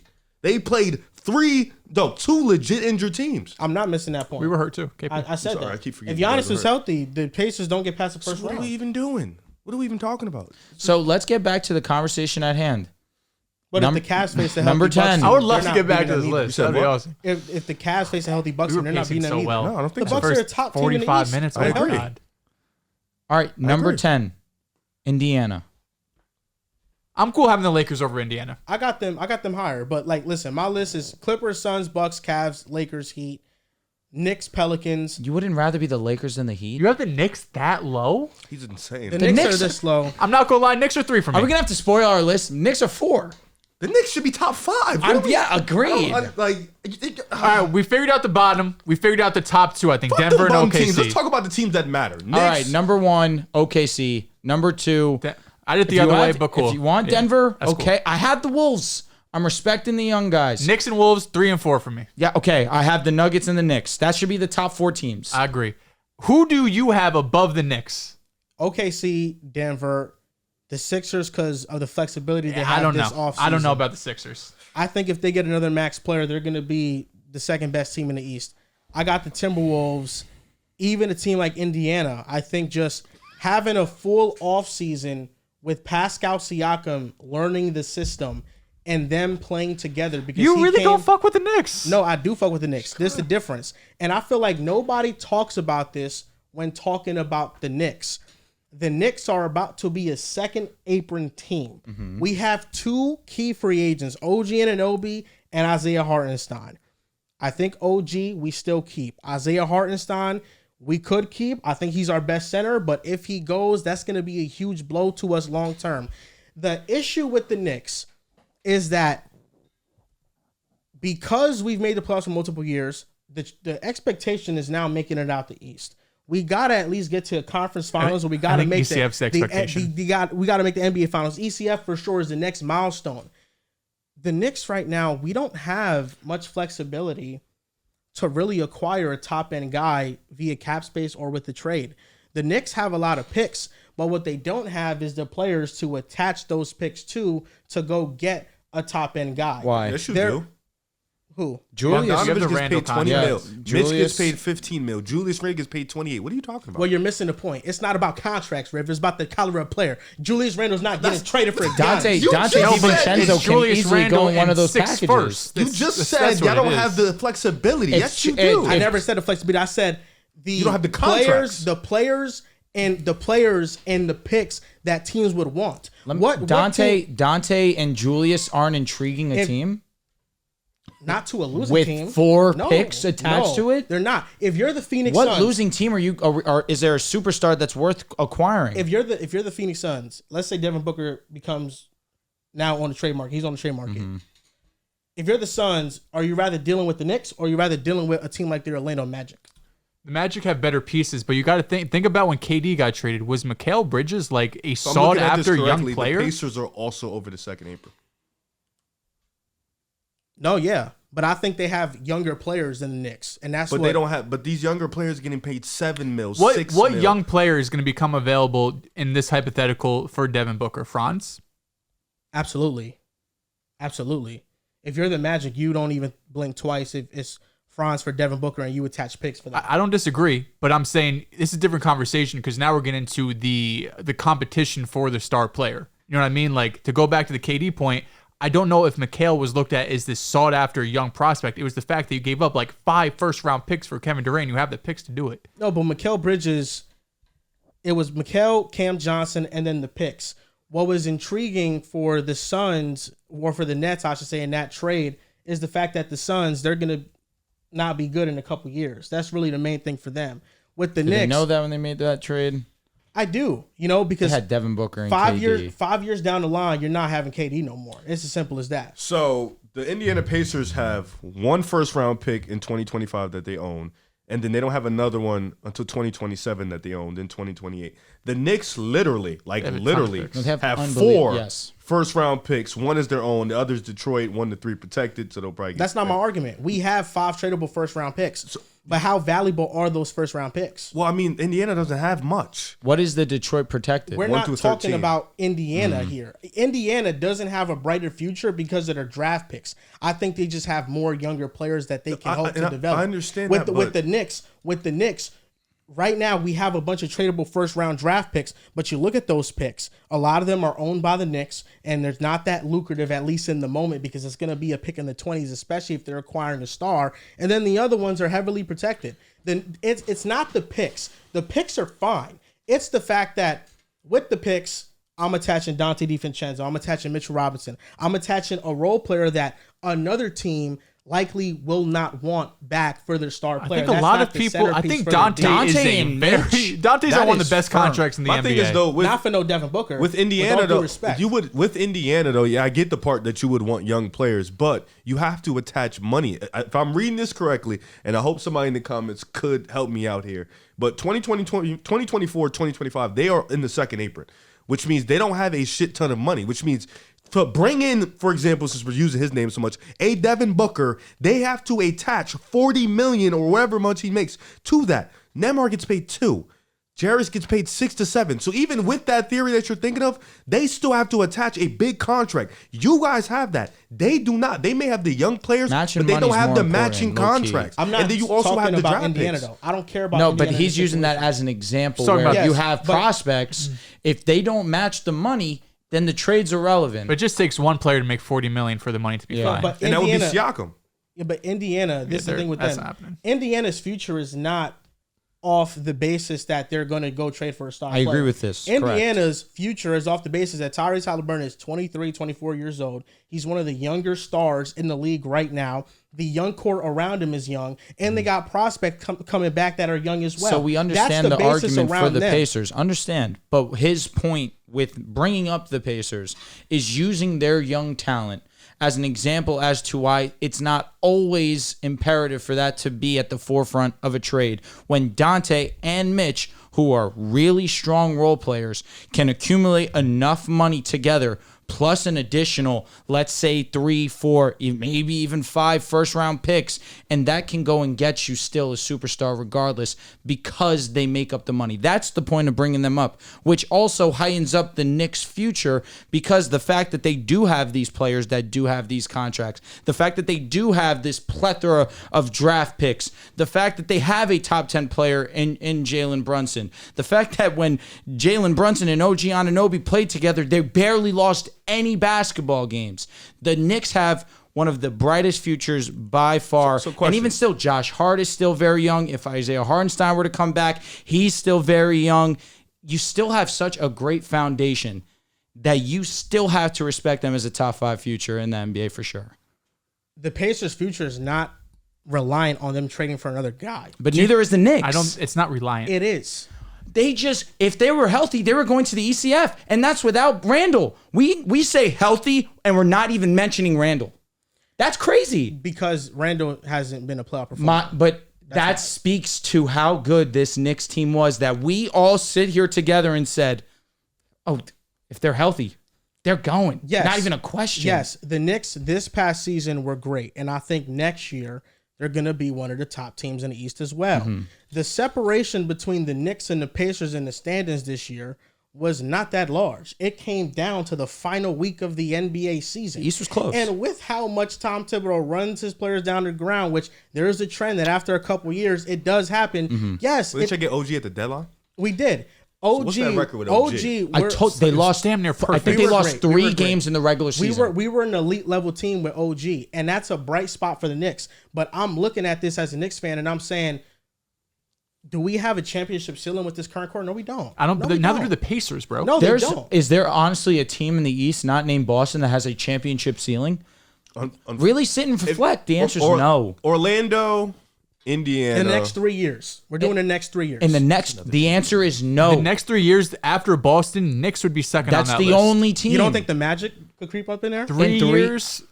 Paolo's only going to be, I what, just feel 20, like 24? This young core that we're talking about with Indiana. That's crazy. How That's tough. That's what's young. the That's ceiling hard. with this That's young when core? Boston made it. What do you think this young core can be? Because I feel like Who? we're talking about Indiana's young core, like they're one of the brightest in the league, which we haven't even seen Jarvis Walker play yet. And we're looking at young cores like Orlando, who have Boncaro as the one guy. We see the potential in Wagner. We're looking at OKC. They have SGA as the one guy. Then they have J-Dub. They have Shet. Who's Indiana's number 2 guy that gives you this insane intrigue that puts them over the Knicks? It's Siakam. the young core right now is Nembhard. I mean, if we're talking about just young players, it's Tyrese Halliburton, it's Andrew Nembhard, it's Aaron Nesmith, Benedict. Miles Turner could be grouped into that young core, even though he's Jarris. kind of like on the cusp of getting into his prime. I wouldn't even count Jarris, and I think Benedict is the X That's factor. what I'm I would saying. hope so. But He's a this is the top thing. 10 pick. But Benedict, I want to be high He on might him. have to get moved in a deal. Yes, but his defense has left a lot to be desired. If he comes into next season really good, then defensively he's improved. Then he's added to that young core. But the players that I know will stick with Indiana for the next 3 years, it will be Tyrese, it will be Nembhard, it will be Nesmith and Jarris Walker if he develops. I don't know if Mathurin stays alongside. So I'll be honest, brother. That core's not getting you shit. you didn't answer my question. Who's the second guy that screams star potential? The answer is Nembhard. That's Nembhard's the guy. That's unfair. Can Nembhard turn into a star with playing with I Halliburton? don't know. This thing, I don't think that the second And guy. Miles Turner is 28, but I don't think he can be. He's that. not. I don't He's think the second guy has years to will be be a 31. star because that's why they traded for Pascal. Correct. That's They the traded star. for Pascal Siakam to be the second star, Well, you need a third star. Listen, and that so could be the answer's Nembhard's Nembhard. good enough. Nembhard could be he could be a top we 50 saw player. him be his best when the ball was in his hands and Halliburton wasn't always in. We saw that. He was hurt. Correct. Yeah, he was hurt. That happened. So I don't know how well that's going to work, and I'm excited to see it. Love Nembhard to death.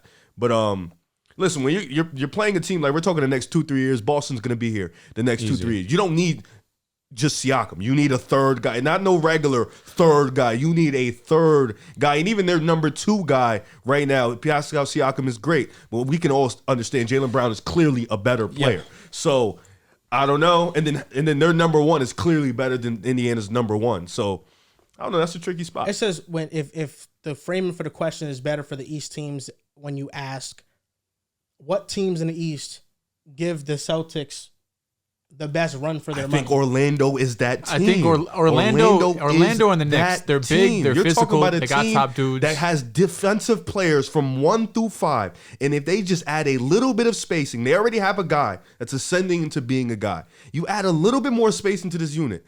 I just don't know. In 3 years, realistically, Paulo's short 24, window. Suggs, all these dudes are still super young where they're getting ahead of themselves almost because they almost made the second round of the playoffs. Now we're expecting them to take another leap and potentially win a playoff series. In 3 years, I don't know if Orlando is going to be there, barring them trading for a superstar, and you could get a player that's better than Paulo right now. He could maybe kind of play a 2 as he develops. But outside of that, I don't think Orlando has a legit chance to beat Boston with this current core at this age. The Knicks, although they'd be underdogs, of course, everyone's going to be underdogs, going up against Boston, I think in the next 2 to 3 seasons, they have a better chance because you have Brunson, you have OG who's a defensive stopper. Of course, we don't know between him and Hartenstein who's going to I stay. don't even know. I'm watching Kyrie play right now, and I think the Celtics would give Jalen Brunson legit fits. Yeah, like, listen, he would struggle 100%. immensely in that series. Listen, I'm piggybacking off of you, Riv. The Mavericks and the Knicks, in terms of offensive style, they play similarly. They do. You look at Jalen Brunson and the amount of time he has the ball in his possession, it is at the top of the league. You look at the amount of shots that come for the Knicks at the end of shot clocks. You guys are by more, far number one. You're in the more league. well-rounded team than the Mavericks.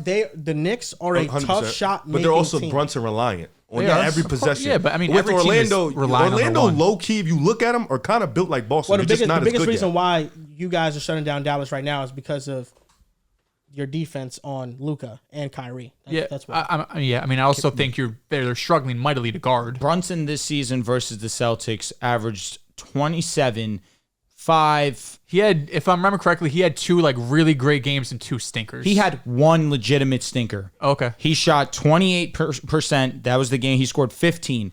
Every other game, 48%, 47%, 48%, 65%. What was the record? 26, 23, 34, and 39. I don't have wins and losses right now. You had the one win like April at the end of the season. I'm not even I moved by don't. that. I don't. I Playoffs don't is think different. that. I agree with you, but at least he's shown that he has had success against the Boston Celtics. Oh, yeah. Kyrie He's a Irving great player. legitimately has had 0 success against the Celtics since leaving. But Brunson can have success, and we can still not beat them because he's the only guy. You go in, But like it's he a said, different argument, you though. go in underdogs. But who out of every team in the East has the best chance to put up a fight? I mean, that's and maybe but that's the upset same thing is we the look Knicks. at when we I saw think it's the Sixers healthy. It's the when we Sixers saw healthy. Phoenix and Minnesota play. We saw them in the regular season. Phoenix dominated them and struggled, and then we saw in the playoffs a little different switch. You get a week of preparing. And what did they do? Minnesota flipped the switch and dominate. I don't think regular season matchups truly determine, if you could stop one other guy because it's so different in the playoffs and you could play different. Can I ask you a question? Are we calling this Sixers team that just played in the playoffs not healthy? I mean, Embiid was clearly not healthy. I mean, he had 50. Clearly not healthy because we Did sat you here. see- We bro. sat here and said this was his best playoff series by far. It's why it's weird because he's never been healthy, but he played great this time. And they're on and off when he was on. It was Yeah, but ridiculous. it was clear, bro. His eyes 50 messed something up, like bro. that. I mean, historically, he's been pretty bad against Boston. They were juicing him. But my point being is, this was the Sixers team. Essentially, that you were anticipating this season to see that was one of the best teams in basketball early on when Embiid was on his MVP tour before he got hurt. The team that the Knicks beat, that was that Sixers team. Except you didn't have Embiid at full 100% conditioning. And of course, he was suffering Bell's palsy, but he still was out there and balling. But he just came back, like a week prior? He did, but he also still had moments in that week of ramping up and still playing well. The thing about the ranking of the futures is that sometimes you have to build different expectations around certain teams. Mm-hmm. Sometimes they can have the same one. OKC, we understand because of their flexibility and the amount of young talent and Correct. the fact they have a superstar on their team. Correct. They're number one. Easy. Denver, Jokic and Jamal are still very young, and that's the duo they're riding or die with. Yep. That's what they're number 2. The Timberwolves I can see at number 3. Correct. Because of Anthony Edwards. I had the Sixers at 3 because of Joel Embiid, Maxey, and the max slot they have. I would put the Wolves there because they've gone farther than The Wolves are tricky to me. There's You have to mention Nas. Anytime you talk about about a to young be a core, free agent. agreed, but he's still what 24 Nas years great. old. Yeah, next he year. resigned. No, next year's his He's right. He just resigned. He just signed a 45 contract. last Correct. year. Good shit. Sweet, So you sweet. have Okay, so Nas he's as valid. you have to mention him as your. Is that a young player core. option though? No, I don't believe. I don't. I could check. That's a good question. Let me not Well, say the hardest no. thing about the Wolves is that They're strapped their, up money their, wise. their current roster This is the is roster. kind of what it's going to be Yeah. unless they make a drastic move. Is that It's a a player bad thing? option. Because then It's you a player have option. next season, this season. This is going to be his last year with the Timberwolves. I think it's a bad thing because we saw that Really? players. I thought you re-signed 345. But if that last year's a player option, then that makes sense. But the 2-year last deal. year, so he's still on for next season too. Next year's the player option. Next year's the player option. this is his Okay, last- so 'cause he's yes, going this to upcoming decline. season will be Yes, the this last. will be his Got last it. year. So it's with Minnesota, it's tricky because the offensive environment for Anthony Edwards is not conducive to get the best out of him on a consistent basis, playing the right matchup. If they play, like, for example, Dallas, they sagged off shooters and they congested the paint. It took away what Anthony Edwards does best. So that now is going to be the game plan against them going forward. And there will be teams that have the personnel to do that. So it's either you have to trade Cat or you have to maybe do something with Rudy Gobert. There's just a lot of things that go into that. Piggybacking off that, it's tricky. He's going to be 32 in the summer. Rudy Gobert, what is his game going to look like in 2 to 3 years? It's not going to get better. Offensively, so it can only see a decline from here. I think as a rim protector, I think he'll be fine. He'll become less athletic. He'll get because he was amazing in switching on the first 2 rounds. So it's like they're strapped up money wise. And Mike Conley, they need a guard. Almost every team, Minnesota is matchup dependent, but almost every team in the NBA is matchup dependent. You're going to find somebody that's going to give you even Boston. If they would have gone up against Denver, that is a terrible matchup for them. You just are player dependent. Listen, I think Boston, even if they played Denver, the version of Denver I saw, Boston would have killed them too. I'll be honest. I don't know. Jokic might have averaged 40. Yeah, he would have. So was he so Al Horford and Porzingis? And what would Drew Holiday and Derek White do to the version of Jamal Murray that we saw? If KCP and Michael Porter were shooting like that, we would have been fine. Why was Jamal struggling? Really? Because of the size that was being thrown at him. He was also banged up. He was banged up against the Lakers and he was giving us fits. My point being is the length and the size of Jaden McDaniels. Is he 6'11"?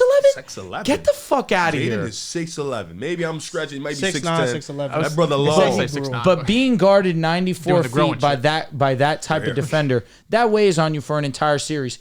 And even still, Jamal had moments where he was playing some high-level basketball. Yeah, but Boston can do that, though. Drew Holiday doesn't have the length, but he's stronger than Jaden. I'm talking about him. I'm talking about Jaylen Brown could guard him. Tatum could guard him. I mean, they could have thrown the kitchen sink at him, too. Shit sad, man. Now this. Now what? You told me Kyrie was going to kill him. Now Jamal going to get locked up. This shit crazy. We come full circle, man. We're here. No, we've seen it. I mean, we saw Jamal Murray have one of his worst playoff series. I don't see him having a better one against the Celtics. It would have been tough. It would be difficult. They also blew a 20-point lead in games. It was theirs, man. Thank God. Shout out to the Wolves.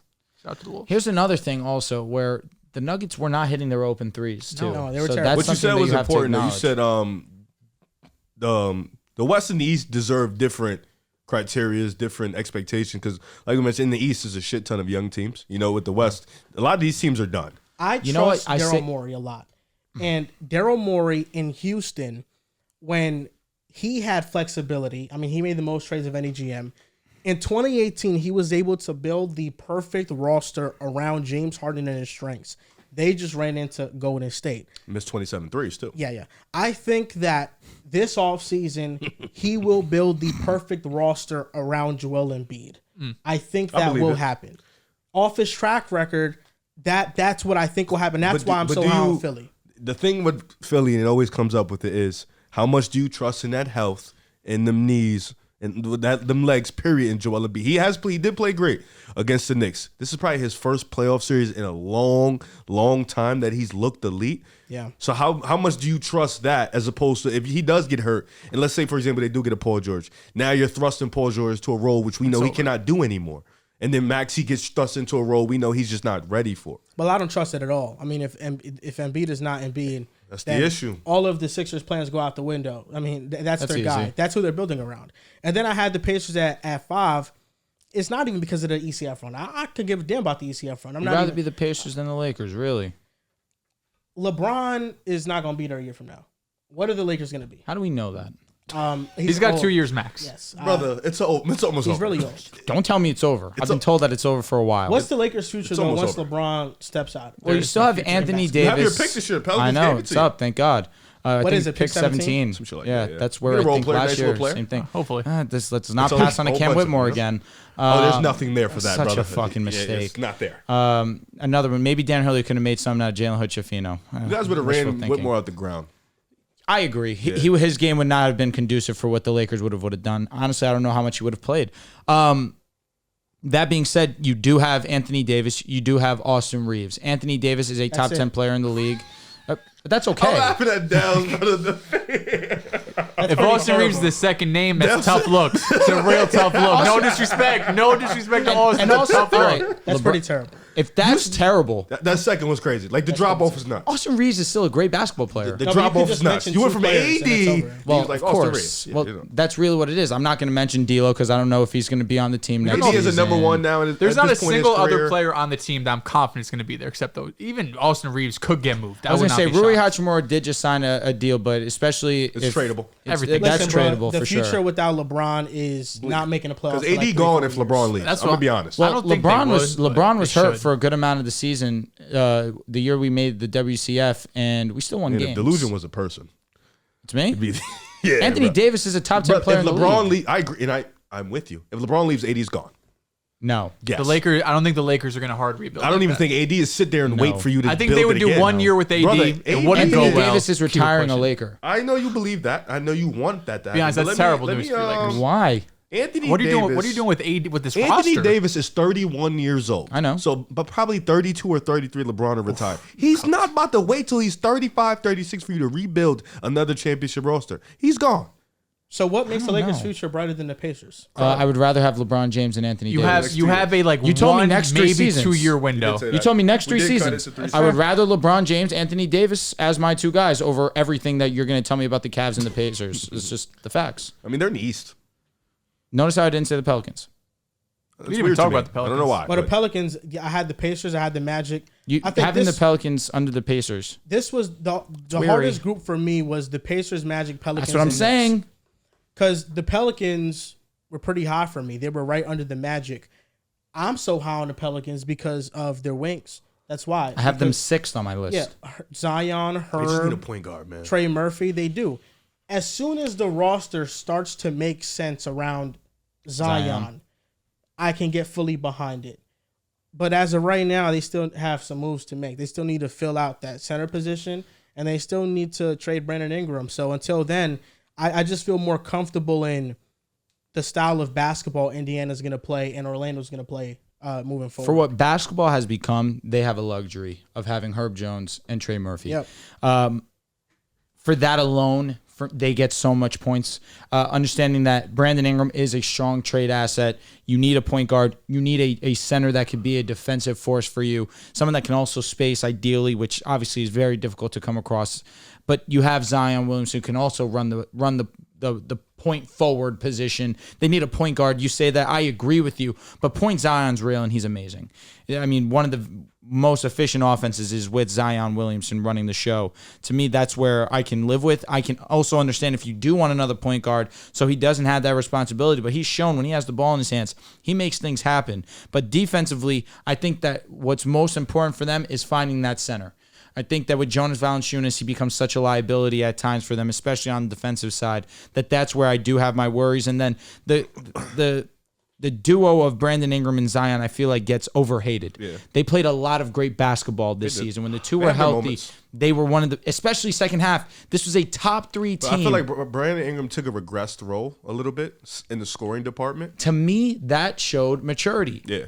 He realizes this is not my team. I should be the playmaker of the squad. And he's a great playmaker. He is. And I don't know. The Pelicans rather were be the 8 on Magic. my list, but I still have real questions You know about what? them. You know what I alluded to though when you talk about like needing a true point guard, like maybe just a point guard that just understands pace, understands when to slow the game down, TJ when to McConnell? speed it up. TJ McConnell is a similar to our men's league. When I leave the game, when I leave the game starts to look funny. We start to see a shit ton of turnovers. Then when the point guard comes back in, the pace slows down. We start to get everybody in motion. Everybody Understand. starts to get back to their job. That's just how I look at it. It's a great way for me to understand it. The Pelicans are still tough because even with this perfect team, you build a perfect team around Zion. Is that a championship level team? You always ask that question. You're so annoying. It could be. Are the Can we Pacers? just, can we Why are see the them Pacers first? over them?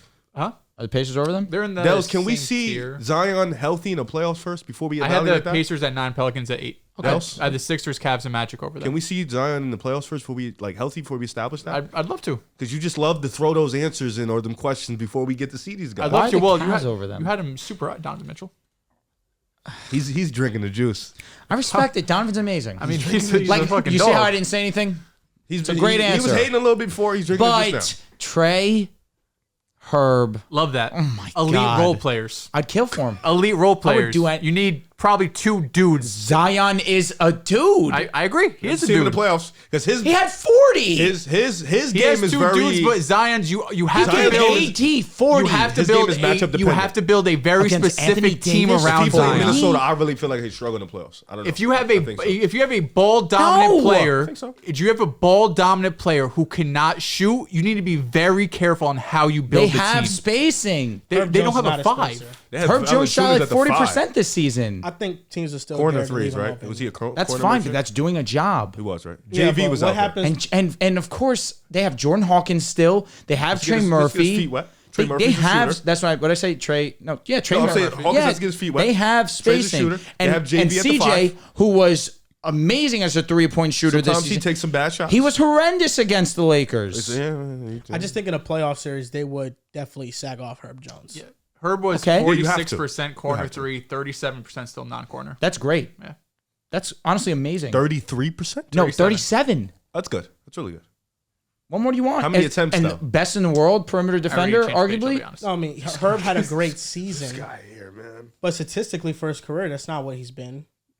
He took he took a huge step in his game this season. He has taken a huge step. Yeah, but you don't understand. You don't know how long that's gonna last. Like you don't know if that's gonna continue next season. As a corner shooter.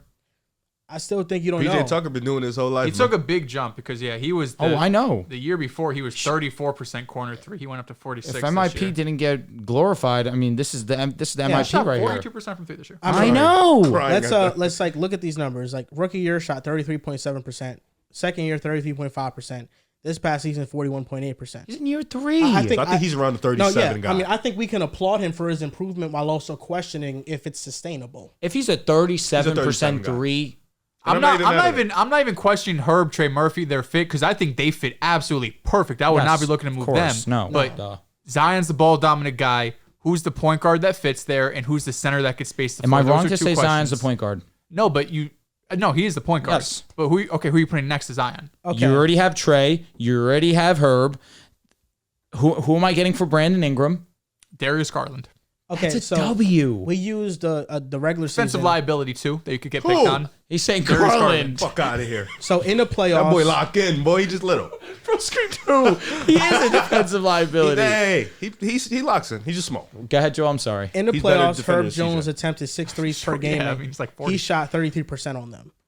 Trey Murphy attempted 8 threes and shot 33%. Talk about against on them. OKC. Yes. They ain't had no guard. That series doesn't really That matter. series a wash. You can't really bring that. I mean, if you're Zion attempting, didn't play. If you're attempting 6 threes, you're and Bi was god awful. He was garbage. Yeah, I mean, he didn't really have much of a choice. He might have been the best player out He there. might have been out there doing his. Because Brandon Ingram was side hurt and steps. shit. Yeah, Bi was garbage, bro. He was also not playing well. It So do we happens. want to give our list 1 through 14? Our Can we get back? combined All right, list? we're gonna lock We're an hour in. It's fine. This is gonna be a big part of the show, regardless. 14 Clippers. Yes. Yes. What if we just do 1 to 14 now? Yeah, we don't have Because we to already do- gone through everything. Okay. Number 1, OKC. Yes. Number 2, Denver. Yes. 3, Wolves. I'm I didn't like that, but sure. I Wolves got are the next. Sixers. Okay. Again, we're really combining our Wolves efforts cap here. space. They need a point guard. Let's I would go. drop them a little bit. We can go out of the box. Next 3. I had the Knicks I'm at with 3. Knicks at 3. You got to overvote it. I would take the Wolves, but y'all going with the Knicks? Yeah, that's fine. Number 4, Wolves. I have the Wolves at 4. I'm fine with that. Number 5, Orlando. Magic. I have the Magic at 5. Okay. Over Joel- the Sixers. Oh, 6. yeah. I'll put the Sixers at 6. I'm cool with Sixers that. at 6. Agreed. Cool with that. Pelicans 7.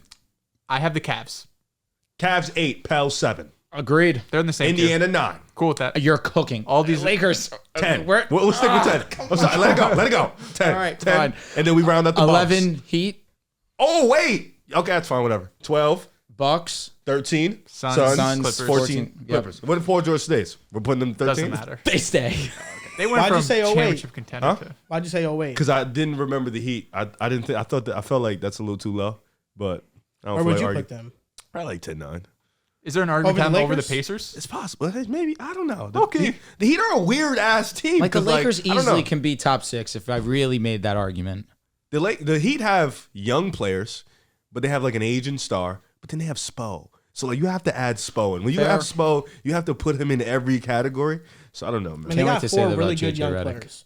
They have Bam, they have Tyler, they have Jaime, they have Jovic.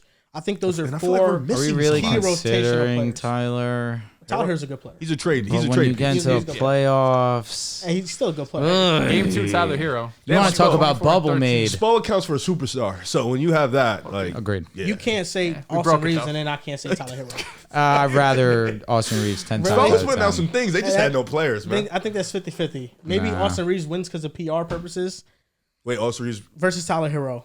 Tyler Hero has a for song contract in the purposes. background. I will obviously take Reeves, but And also Hero's generational the better efficiency in the player. WCF. What's Reeves' contract? He's going to pay like what? 14 million? 456. It's a contract. It's a steal. Honestly, his agent sucks because he could have got way more money. Yeah, I Well, know. no one fucking offered. I think I thought the Spurs was going to They give him didn't. more. Because they would have matched. It's 456. Oh, so Yeah, nobody wanted my him. wiener was punching. No one was Speaks willing on- to give. I think he was on like 80, It or the speaks rumor was on like 4 others, for you know? 80 or some shit. It might be the greatest contract of all time. I mean, nobody wanted him. So The greatest you could contract of all lowball time. him. I lied. It's Jalen Yeah.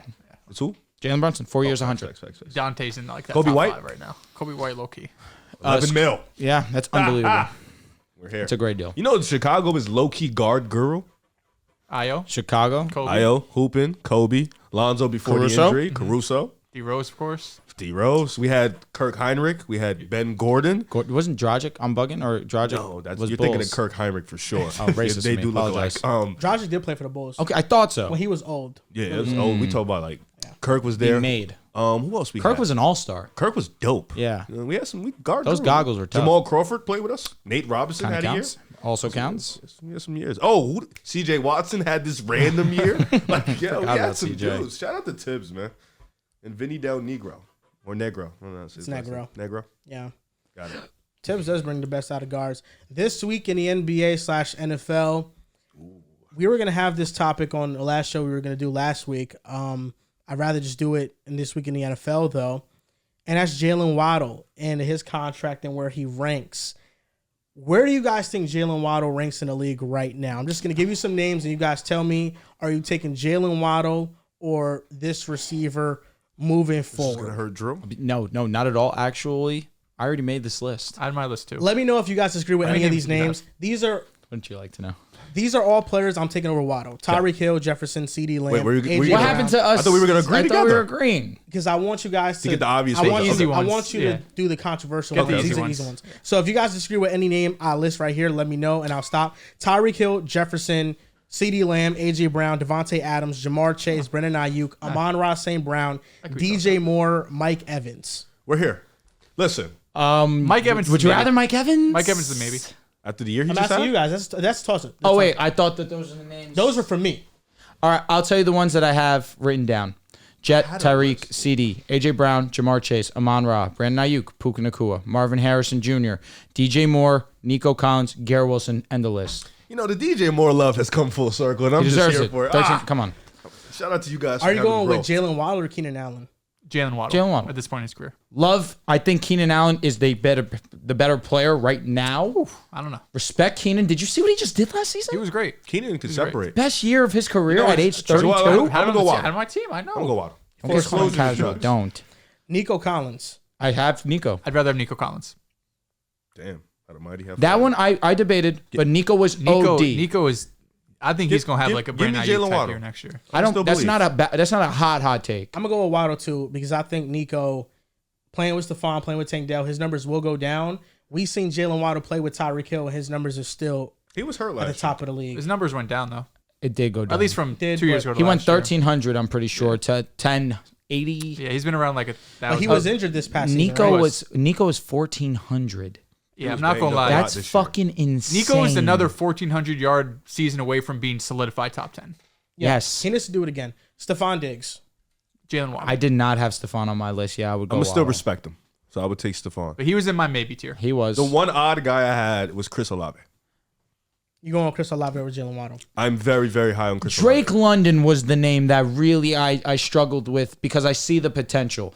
I saw on your list. I'll let you say that name, but Olave I can see, but Waddle just has everything more. Like everything that Olave can do, Waddle can, except faster. I like Waddle more. All things equal, Puka Nacua or Waddle? I had Puka here out of respect. Damn, all things equal. That's a good ass question.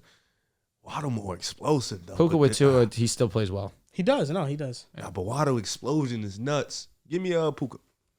This is close. I think He Jalen fell off. Waddle.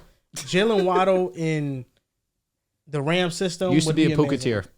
I think Puka's great. Do you? Great. But I think Jalen Waddle, if he's the You're number one starting to option, see some things. if Jalen I'm Waddle's the tweaking. number one option and he's in that offense, listen, man, I think we just got to give credit to McVay's offensive scheme because it's a really good offensive scheme. Sounds like You're acting like I shouldn't say anyone. Jalen Waddle's a great player. Yeah, Jalen Waddle's not just But anybody. Puka just had a historic season, Yes. and even when Cooper Cup was on it's the a shocker field, how more you're often trying to than not, downplay Puka their was that system dude. when you're a Halley fan. I just find that really interesting. You know, it just Oh it my boggles my God, mind. why did he actually. just- I'm not gonna lie, Jalen Waddle's in a Why'd you pretty just great fucking system too. Yeah. He's in a pretty great system It just too. boggles my mind. I would Waddle think is in you a love great system, but he is the Number X two. in the system. He's the number 2. While the Tyreek Hill gets to move around the field and get all the mismatches. Yeah. Waddle is the one that is the decoy in the offense, and then they feed Tyreek. Is more. that not Chris Olave in the Saints? No. Chris He's the Olave number is one. the guy. He's No, I'm saying like he's the one guy. He gets all the assignments. He doesn't really have a quarterback. Something to Yeah, think about. if Puka's playing with Tyreek Hill, he's not getting 1,500 yards.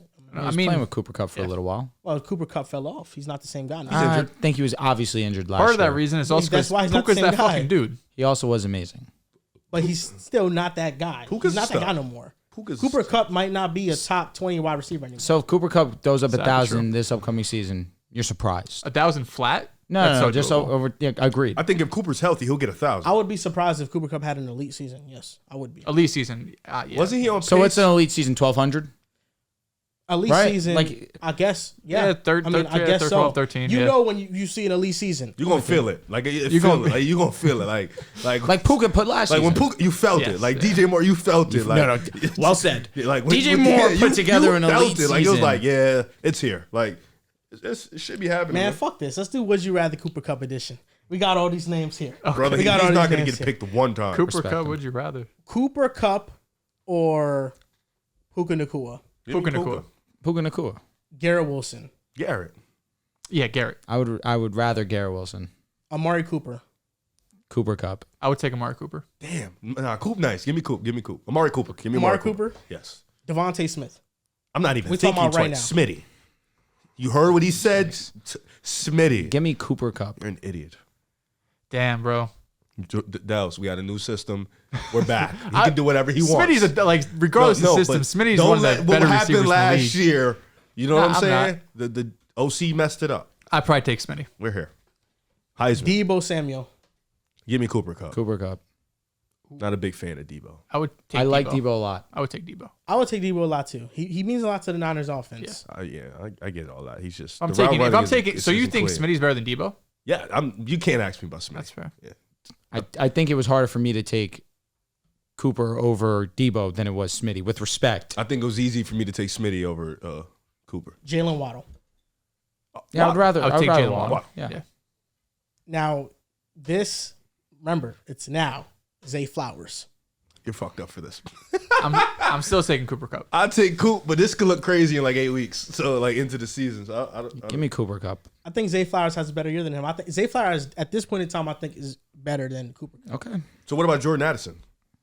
I think Zay Flowers is better than Jordan Addison. But Jordan was right there with him. Is what I'm He saying. was, yeah, like I would take 800 Cooper Cup yards. over. Okay. over I would take Jordan Cooper Addison. Cup too. Michael Pittman Jr. Michael Pittman. Yeah, I'll take Pittman. I think Pittman's one of the more under. Damn. They really has fallen forget off. that in 9 games, year before, No, he was on pace to do some shit. averaged special. 90 yards a game. No, he was on pace special. to do a lot of nasty stuff. Unfortunately, he's always banged up. You hate to see it. You're letting one injured season. That's it. It's not He got one, hurt Drew. that year too. Done. It's 2 in He a did get row, hurt. and it's But like he was a 3 out of the he was last a 4. No, when he's out Superstar. there, he's dog, but he's DK Metcalf.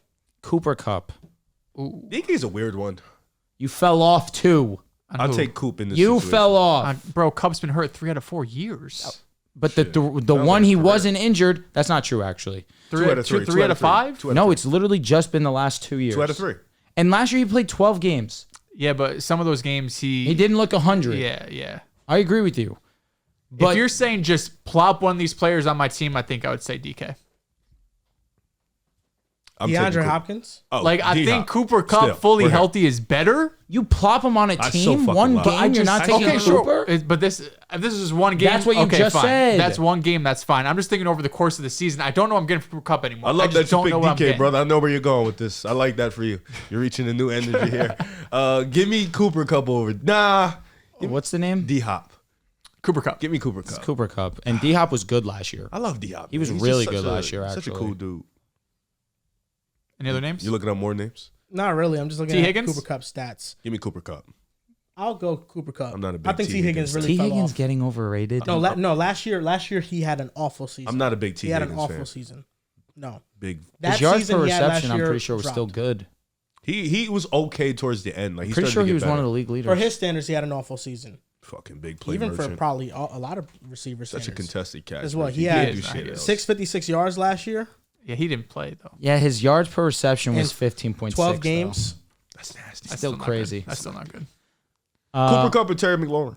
Cooper Kupp. Cooper Kupp. Right now, Terry McLaurin. Yeah, I knew you were gonna go that Stop. way. Hey, that's Scary Terry, baby. That's Scary Terry, baby.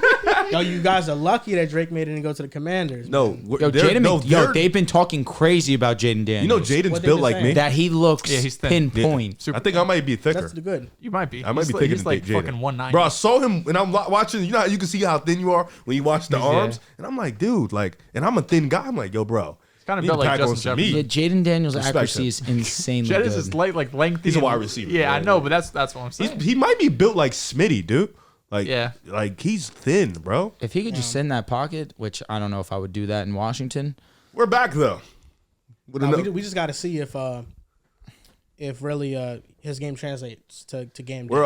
we're back with another one of Riv's fucked up blindly rankings. Here we Okay. go. Let's have fun. Before you go, Lock Riv, in. I'm gonna give you some. I'm I'm gonna be honest. Give you some I've been hints. talking a lot of shit. I'm gonna let Dehls take the ride on this Lock one. in. before you go, Riv, though, Drew, listen, you love vintage old wide receivers that had great seasons and then fall off. Michael Thomas, you rode him to the wheels fell off. That was my brother in Christ, man. it Darren was Waller special. last year. I was- he was Hey, I wasn't the only one drinking the I Kool-Aid, was, but I was agreed. there with him. So, hey, listen, I don't know who wants to get on this bet, but we could do a bet. You know, I'll bet you that Cooper Kupp does not get 1,000 yards next year. That's a good bet. All right, how many injured games is it for calm where quarter. the bet goes void? 25. Huh? How many injured games does Drew get for the bet Appreciate goes void? this, because finally we're putting No, some because me and him did it with stipulation there. DJ Moran and Justin. If he plays Justin Fields double-digit and Love. games, he just has to play double-digit games. That's valid. 10 plus. That's 10 valid. plus. Okay. All right. I'll a give fair you that. deal. Sounds good. I love 25. I love when we can come to fair deals. It should always have stipulation of injury. course. Duh. Better hope he plays more than No, 10. because He's gonna get out. Joel gave me the respect that when Fields. No, but if missed he 3 doesn't play games- 10, I'm cash. I know. no cap, But I'm bro. saying 10. even if he plays 10, he needs No, 100 a game. I know. Yeah, he needs to be one of the best wide you receivers. need him to get 12. I know. 20 games. You just need to That's stay why the healthy. stipulation was fair. You just need to stay yeah, healthy. it was a fair Stay stipulation. healthy. All right. So all these players are retired.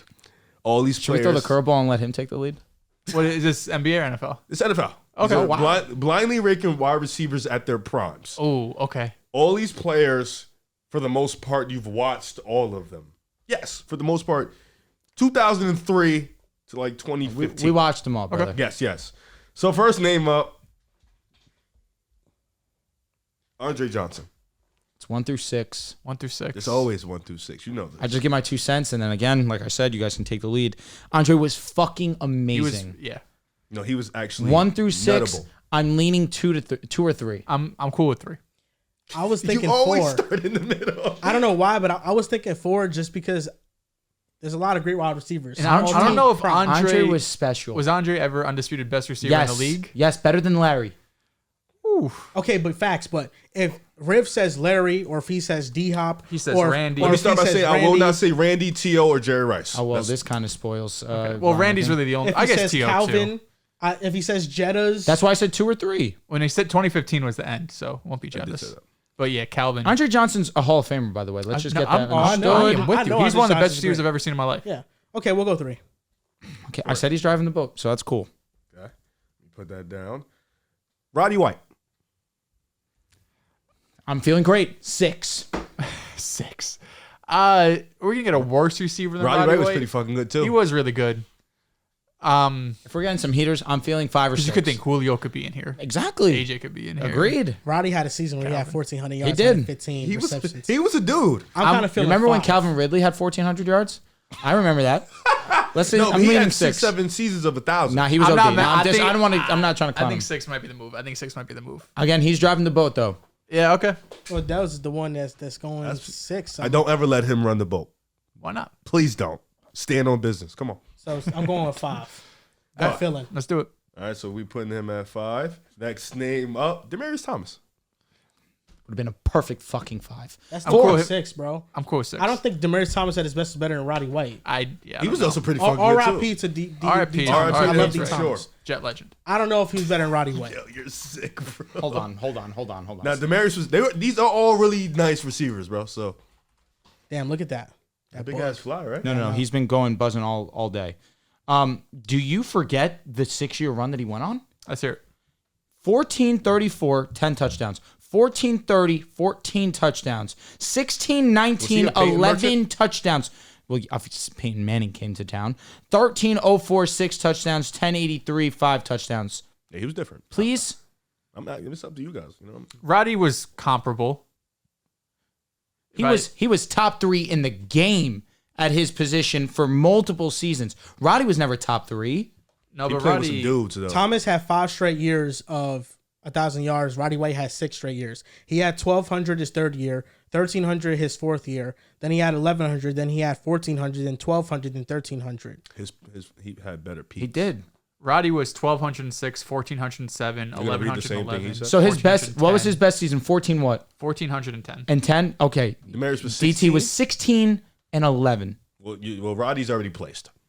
I know. I would That's why say I'm his, leaning his forward. best 3-year If you stretch want to put him 6, was hell. 1,410, 1,308, 1,357. Thomas never had an All-Pro. Roddy White was an All-Pro. I'm gonna be honest, that's irrelevant to me. I'll be honest, they're close. Yeah, if you they're want to put him neck at 5 and neck. or Here we go. So what we doing? What we doing? What we doing? 6 or 4. If I mean, it got to be again, 6 or he's 4. driving the boat. Y'all 6. know my 2 cents.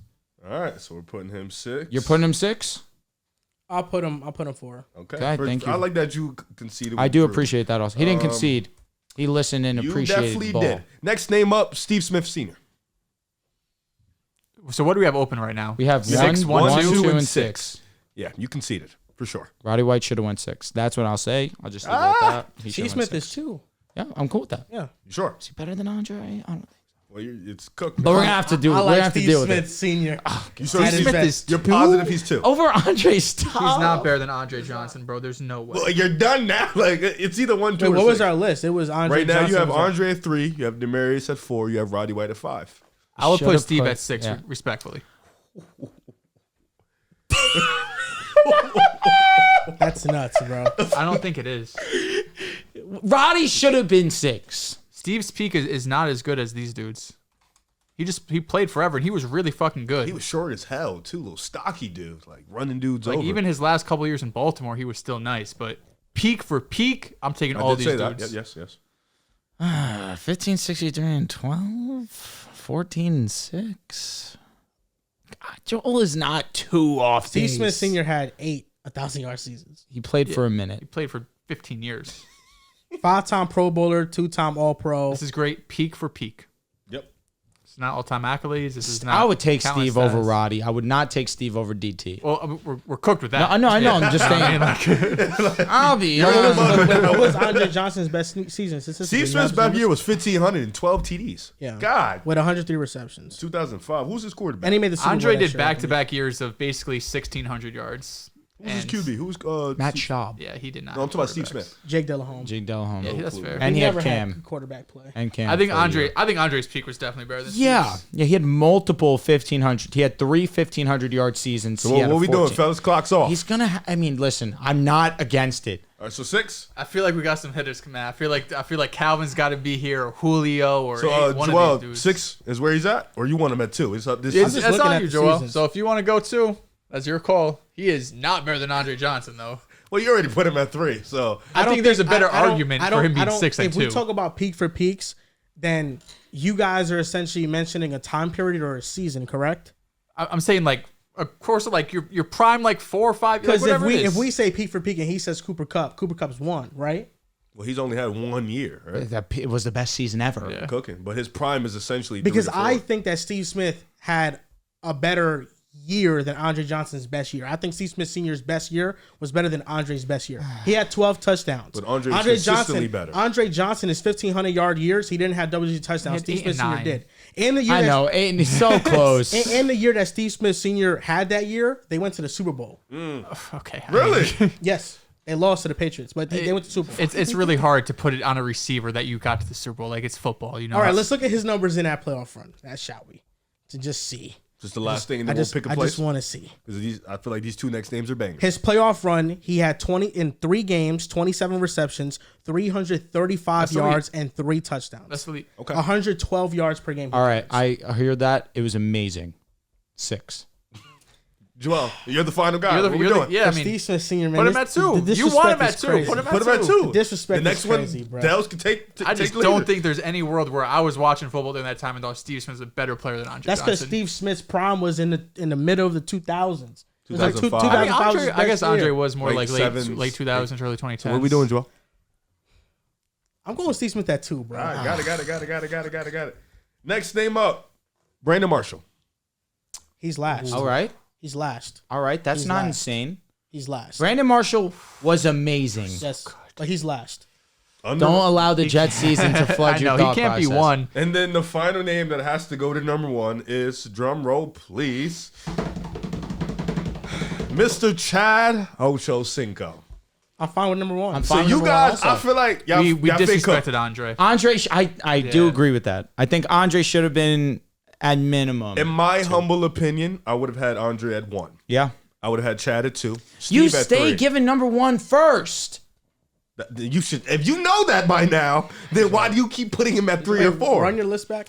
So the list you guys made was Chad Johnson at 1, Steve Smith Sr. at 2, Andre Johnson at 3, Demarius at 4, Roddy at 5, Brandon Marshall at 6. I would have had I hate it. Chad at 1. No, Andre at 1, Chad at 2, Mm-hmm. Steve at 3, Demarius at 4, Brandon Marshall at 5, and Roddy White at I'm going to 6. make the take that Demarius was better than Steve Smith. Sorry. He was. I was going to throw AJ Green in here, but I ain't want Demarius routes were insane. He's bigger than. So Drew, you stronger should than start everyone. realizing that I put 1 at 3 No, to 4. I know. and you should- But now next time, Yeah, he's that's gonna- it. I'm 1. gonna flip it, but you know. Low key, if you went peak for peak, I mean, Wes Welker could have been at the top. Wes Welker's peak was dumb. It was. He was nominated for MVP. He was with Brady, right? Listen, I just think that with wide receivers is hard because the quarterback dictates so much of it. Which is why Andre doing what he did I mean, honestly, was almost insane. damn near half of this list is Outside guys that of did not Roddy. have quarterbacks. Matt Yeah, Ryan. Brandon Marshall didn't really have. Andre, of course, didn't. Yeah. Chad had a Well, the cool year guy. Brandon Yeah, Marshall Palmer. had, I know why he got all emotional about the Jets. 1,500 yards, 14 touchdowns. It's crazy. Yeah. Crazy. Brandon did it with like Steve 3 Smith different had teams, this right? year, by the way. He just had 2 less touchdowns. Yeah. And Marshall- then 335 yards in the playoffs. Brandon Marshall Nah, did it with like 3 different teams, right? That Yeah. was a legendary year from Steve Smith, bro. His quarterback was Jake Delahome, man. I feel like you guys did a good job. Andre had fucking Matt he had- Schaub. Matt Schaub bro. better than Jake Delahome. He's better. Is that saying Not anything? really. He probably he's is. better. He He's probably is, but it's not saying much. Jake Delahome had 1 year and then he fell off. Probably. It was that 1 year in 2005. I'm gonna be honest. Brandon Marshall might be better than Steve Smith too. Hell no. Jesus Oh Christ. my goodness. Brandon just went to fucking every different spot and was just giving you numbers. Bro, year 1, wash. Not even talk. 13, 25, 7, 12, 65, 6, 11, 20, 10, 10, 14 with Miami 3, bounce back 12, 14, and 6. With Chicago year 1, 15, 08, and 11. Next year, 12, 95, and 12. Last year with Chicago was banged up towards the end of the season, 7, 21, and 8. 15, 02, and 14. What a fucking run. So I'm on Bleacher Report. It says the NFL's top 15 wide receivers from 2009 to 2010. 2001 to 2009. Sorry. Number 1 was Randy Moss. Number 2 was Torrey Holt. Legend. Number 3 was Terrell Owens. Number 4 was Hines Ward. Number 5 was Marvin Harrison. Hines Ward's way too high on this list. Number Hines 6 Ward over was Marvin's crazy. What the because- fuck? Number That's 6 is crazy. Chad Ochocinco. My brother in Christ. Number 7 is Reggie Wayne. Cooked. Number 8 is Derek Mason. Number 9 is Isaac Bruce. Number 10 is Steve Smith. Number 11 is Donald Driver. Number 12 is Larry. Number 13 is Lavernius Coles. Number 14 was Muhsin Muhammad. Number 15 was Andre Johnson. This list? Isaac Bruce, Rams, Bad. right? Yeah. How many years did Andre Johnson That's have what in the I was 2000s? just going to though? look up. He came into the league in 2003. He was killing shit by 2008, 2009. So when they made that list, I'm assuming it was like 2009, 2010. Andre was just coming off back-to-back elite years. Yeah, so Really, at the end of 2010, 3 straight years of being one of the best receivers in football. yeah, because it was from 2001 to 2009. So those players probably just had better resumes. Listen, Hines Ward, legendary player, Steeler Hall of Famer, probably NFL Hall of Famer. Is he in? I don't know. I don't think he is. He had 1 year over 1,200 yards in his career. He's not. He's Yeah. a 1K merchant. No, Andre Johnson's better than him. I wish they would have did it by like best player, not consistency. Heinz Ward has exactly 1,000 receptions in his career. So the best, this from Ranker, the best wide receivers of the 2010s. Number 1's Calvin. Valid. Number 2's Larry. Valid. Number 3's Julio. Number 4 is Antonio Brown. Yeah, I'm loving this list. Number so 5 far. is Hopkins. Number 6 is Devontae Devontae who? Adams. Okay. Number 7 is Tyreek Hill. Number 8 is Mike Evans. Number 9 is Dez Bryant. Number 10 is Andre Johnson. Where the fuck is AJ Green? Number 11 is Reggie Wayne. Number 12 is Brendan Marshall. Number 13 is Steve Smith. Number 14 is AJ Green. AJ's price. I feel like AJ and Dez. Come on. Dez was very good for a good amount of years, but AJ peak so might have different. been higher. They had Demaryius Thomas at 17. Yeah, Below that list sucks. Deshaun Jackson, Odell Beckham Jr. Deshaun Jackson's Yo. nuts. Show some fucking respect. Deshaun Jackson's a Did you legend. hear the numbers I was reading to you? Bro, AJ Green, man. He slept. I got Dez Bryant only has 3 1K seasons. Yeah. really? Yeah, AJ Green has 6. No, AJ was He better. came into the first year Dez's at peak 1,000. was just really great. But so was He has AJ 16 Green's. TDs. That's the Dez? mover. Yeah, that's the mover. I mean, 13 that's, on it, that's 16. OD. So I have 2. Would you guys want to do a would you rather first or a little trivia first? Would you rather? Would you rather? Okay. So Mike Tomlin just got a contract extension. He signed through 2027, I believe, one of the best coaches in NFL history. But I want to know where Mike Tomlin ranks today. So I have 10 NFL coaches. Tell me if you'd rather have Mike Tomlin or this coach. First name up, your boy, Sean Payton. I'd rather Sean Payton. Mike Tomlin. I'm going with Sean Payton. Kevin O'Connell. Mike Tomlin. Minnesota, correct? Yeah. I really like O'Connell. Kevin O'Connell for me. I'm going to go with Mike Tomlin. Sean McDermott. Mike Tomlin. Mike Tomlin. I feel like Mike is just a better version of him. So yeah, Mike Yes. Kevin Stefanski. Tomlin. Ooh, you know me. Give me Kevin. I'm going with Mike Tomlin. Stefanski is a damn good coach. Just got an extension as well. Deservedly so. 4 different Two-time coach of the quarterbacks. year. Remember that. I'm going to go with Stefanski. Brian Dable. I feel like he was really high at the end of last year and after this past, or 2 years ago, but after this past season kind of fell off. I'm going to go Dable. I'm going to respect Tomlin. I'm going to go with Mike Tomlin. Shane Steichen. Steichen. I can't yet. It's too soon. Tomlin. I'm going Tomlin. D'Amico Ryans. D'Amico Ryans. I'm going with Tomlin. Tomlin. Mike McDaniel. Mike McDaniel. I'm going with Tomlin. I'm going with Mike McDaniel. Zach Taylor. Tomlin. Tomlin. Tomlin. And the last coach, I think probably the closest to him in terms of style, Dan Campbell. Campbell.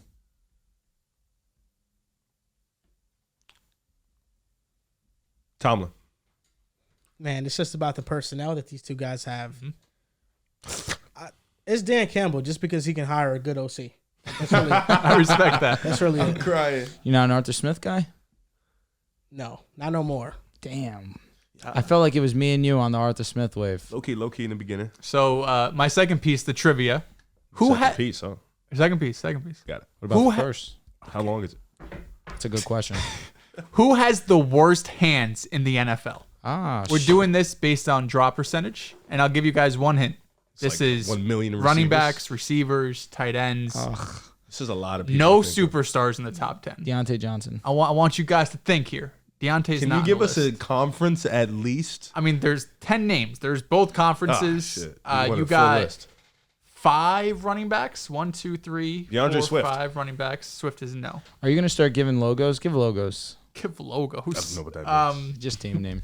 I feel like logos. I mean, you're gonna get through 5 Oh, names and be like, Miles damn. Sanders. Miles Sanders, no. Just gonna start. All right, guessing let's bonus. really think. Chase Claypool. So this is ball knower shit? Like, I this need really this again. bums? I need this again, Dehls. Okay, so this is the worst hands in the NFL. We're doing this based on drop percentage. Okay. We have Kadarius Tony. running backs. Tony, no. What? All right, I don't know anymore, truthfully. We have running backs. We have receivers. We have tight ends. The top 3 are all running backs. Okay. One is a highly touted one, Okay. and one you like a lot. Derrick Henry. No, and one is kind of just fucking mid. Austin Eckler. No. James Ezekiel Cook. Elliott? No, but yes, James Cook. James Cook is number 3. Had a He did have 11.1% He drop. did drop the percentage. shit out of the ball. We have He caught it though. a rookie wide receiver on this list. Oh, Quinn Johnson. Nope. Okay. That was a good guess. Mingo. Nope. Okay. Please don't say JSN. JSN is number 4 on this list. I hate that for 10.8% drop. First 2 are running backs. One was a backup who took over the starter because he got hurt. What do you mean? Like these are running backs, all of these guys? No, the top 2 are running backs. The number 1 who had the highest drop percentage in the league by far was a backup who got thrust into the starting role. AFC or NFC? AFC. Gus Edwards. No. Am I getting hot? Yes. Oh, J.K. Dobbins. No. Justice? No. Keaton Mitchell? No. So Okay, you're hot, but not team hot. Oh, division hot. Yes. Oh shit. The guy Jerome from Cleveland. Jerome Ford, yes. He is number We 1, cooked like 14.3. that. Number 2 is also a running back. He was also a rookie. Easy one. Jameer Gibbs. Jameer Gibbs is number 2. We got 1, 2, 3, and All right, 4. Riv, getting some names. Look here. Watch this. So 5 is a tight end, an older tight end. Zach And- Ertz. No, 6 is a running back as well. So 5. Where's the tight end? AFC or NFC? NFC. Hunter? Oh, NFC. Nope. No, he said older tight end. He said NFC too. Yeah. Logan Thomas. No. Wasn't terrible. He is a good amount of age. It's definitely not my boy Dallas. Couldn't be. Dehls, is it in the NFC South? No. Jimmy Graham. No. I'm crying. Is he still in the league? Yeah, believe it or not. Is it in the got a NFC touchdown. East? Did West. he just sign back today? Yes. Is it Mercedes? No, it's not Mercedes. No. So it's in the NFC West, fellas. So think Cardinals. Noah Fant. No. Think Rams. Respect him. Tyler Higbee? Tyler Higbee, number 5. Damn, I Keep didn't know- cooking, I Rick. didn't know he was old. Playing. He's 30. 30. Yeah. Madden, stop playing with me, Drew. So we have I got this. You're the goat. you need, Let you me need lock 6 in. through 10. We got 6 is a running back? yes. What AFC or NFC? This guy's- That's all I need. That's listen. He's That's a asking good mad questions. team, bro. AFC or NFC? Don't try to. Trick question. Oh, he's a free agent. No. So But what are you doing, bro? He said trick question. AFC, NFC. He probably was in the AFC and or the Brother, NFC. where is he went to the other today? NFC. That's not a trick question. All right, NFC. All right, let me think. Running back, you said 6. I'm one. smelling. Went from is it? And you said it's not Zeke. It's not Zeke. No. I'm smelling NFC North. Huh? What'd you say? I'm smelling NFC North. You're smelling something. Tank Bigsby. Not Tank. We said NFC, brother. NFC. You said NFC. I thought you said AFC. Are you listening? Josh Jacobs. Josh Jacobs, number 6. Boom. We got 4 names left. That's not the NFC. That is the NFC. No, He's on the Packers. That's why you said trick question. He cooked. That's not even a trick question because he's It on is. Green Bay today. Because you said AFC. Right here it says LVR next to his name. All right, so they fooled you. So we got 7 through 10. Number 7 is the most well-known wide receiver on this list. I'll say we just mentioned him in our previous Olave. brothers. No. Waddle? No. It's one of these dudes. You said we just mentioned him. Who do we name? It's not Puka. Hell, Tyreek Hill. he did drop us a few of them bad Tyreek boys. Hill is 19 though. Debo Samuel? No. DK. No. Who else drops the ball? Couldn't be my I brother. know. I'm DJ. trying to think of really good receivers that. Stephon Diggs. No. It ain't Mike. Mike. No. No, heavens no. He saw some in the playoffs. He dropped a few of them shits. Amari Cooper? No. Nah, that's missed. another one. Oh, D-Hop. No. That's another. Come on. I'm sorry, he's old. He doesn't drop shit. I'm sorry, he's old, bro. Just assumed. Pitt. No. Okay. Drake. No. Okay. I'm gonna keep name. I remember these names. It's gonna be. It's not Smitty. And you didn't. You said Deontay's not here. No. No Deontay. It's no Amon Ra, of course. No Amon Ra. No, I'm making sure it's no Amon Ra. Relax. Merc, you're a slot boy. You know, Jettas is a slot boy. Nah, he does everything. Cooper bro. Kupp? No. Did he even play enough? Sorry. Are we getting warm AFC. at all? Oh, okay. Thanks for that, bro. Zay Flowers. No. Jalen Waddle. No. That would have been some shit, right? Yeah. AFC. You said we mentioned him. Calvin Ridley. No. What the? Really? That was good. What number is he? That was good. If you have that number. I could find it. Calvin really definitely dropped a lot of passes this year. He said AFC. Ridley was actually 71st in drop percentage. It's not terrible. Jamar. He's only had 6. T. Higgins.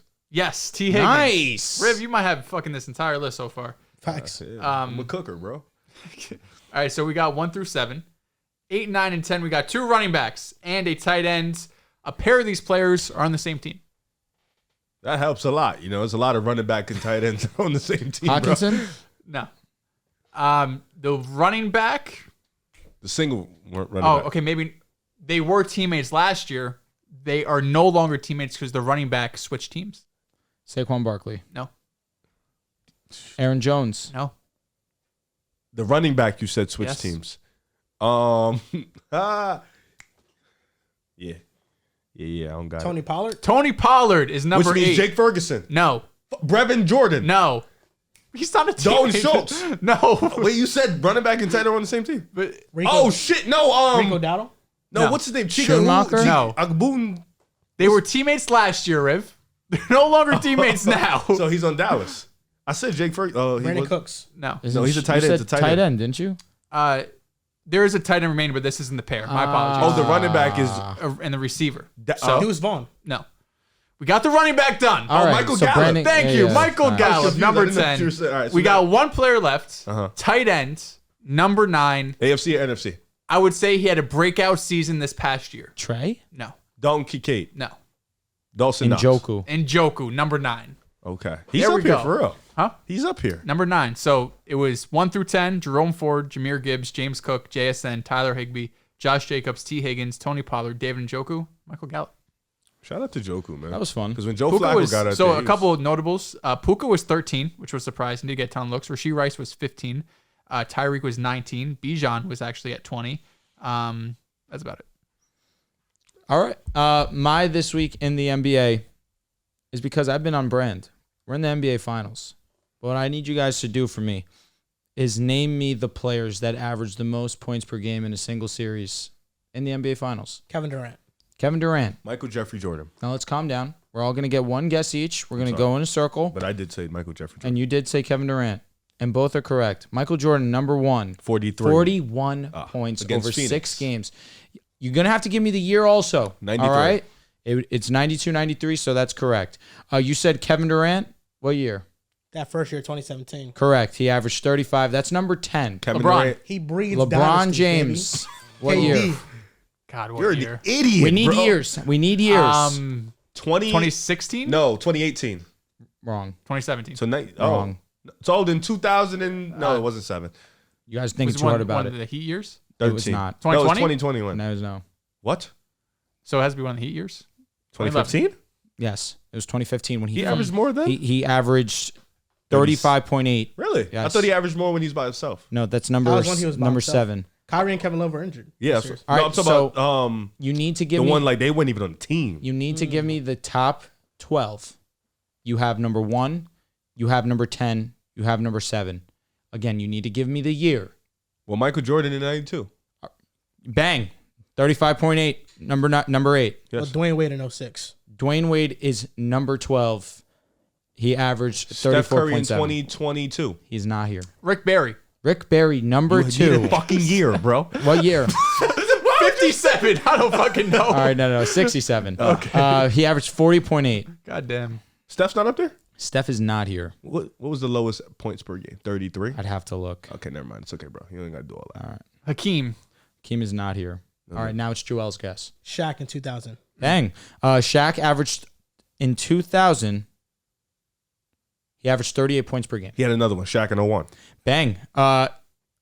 Kind of. 102. So I'll give it to you. He averaged 36.3. So wait. Okay. Okay. Larry Bird. That's why 2000 was Yes. it was valid. He's not here. You're just not giving years. You should stop. well, I want to know if I got the person Stop guessing first. the old people. If he gets the person correct, I'm Then just I gonna gotta ask get the for a year. year. Do they gotta have won it or no? No. No. Well, no, not necessarily no, because LeBron didn't win that year. Okay, so 2012 KD. He's not here. 2018, Katie. He's not here. Let me just say this: no more Kevin Durant's. Okay. Nikola there- Jokic. I'll Is there also any say repeats? No more Jordan. No more Shaquille's. There was 2 Jordans. There was 2 Shaqs. Two There's LeBrons? no LeBron anymore. There's no more repeats. Got it. Jokic. Jokic is not here. It's not your term. Giannis. Okay, stop. Go ahead. It's Dehls. He Um, never it win. is. One of you guys go on. He did go, actually. He got it wrong. Remember you said you guessed it wrong? Yeah, but then we It's just went your back. guess. Yeah. All right. Okay. Damn. I'm trying to think. I want to say. This is a tough one. You said no. So you have 1, 2, Mhm. 4, 6, 7, 8, 10, 12. Kareem in 73. No, Is Bob Pettit on this list? he's not. Hakeem in 95. No Hakeem. No, Hakeem is tough, bro, because that's like you would think he's on here. The lowest points per game was Dwayne Wade at 34.7. We are cooked. Oh, these are a bunch of old dudes. Yeah. I wouldn't say that, but there are old heads on here. Let's go, Wilt Chamberlain. He is not here. Okay, Joel? You said Kareem? I did. Someone said it. River Brown did. Riva. If one of you guys have, I'm thinking. Giannis in 2021. Correct. He was Ooh, he nice. number Cook, 11. cook, cook, cook. 35.2. That's the last young guy. Not young guy, but last our guy. Technically, there's one more our guy. Uh-huh. 2 are way older. Okay. Jerry West. What year? I'm being impressed. Wait, is it the 60s? It is. Okay. We're going to go with 63? No. All right. I'm going to guess it. I'm going to keep guessing. All right. Yeah, keep going. Oh, You're just going to go back to No, no, no. 64 next year. No, I won't do that to you. Jerry West was. Let me try one more time. All right. Go ahead. I know it. It's easy. Is it? All right. Go ahead. It's 66. What do you think? Listen, I think it has to be 68. He fucking nailed it. 68, 69. Well, 69 then. Yeah, he is 69 technically, All right, but he cool. said 68. We got Jerry West. We're here. That is number 5. So you're missing number 3. You are missing number 9.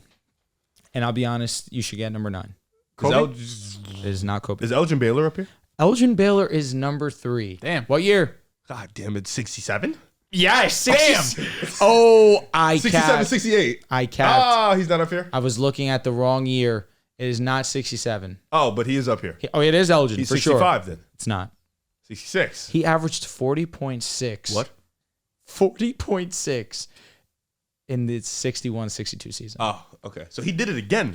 No, just once. Oh, okay. 40 points is nuts. Nuts. We have one name left. Old One head name. or He said it's, No. it's kind of our guy. Kinda our guy. Allen Iverson 01. It is. Oh, that's definitely our guy. That's We why. fuck Yeah. with- So number 1, Michael Jordan, 41. Number 2, Rick Barry, 48. Elgin Baylor, 40.6. Shaquille O'Neal, 38.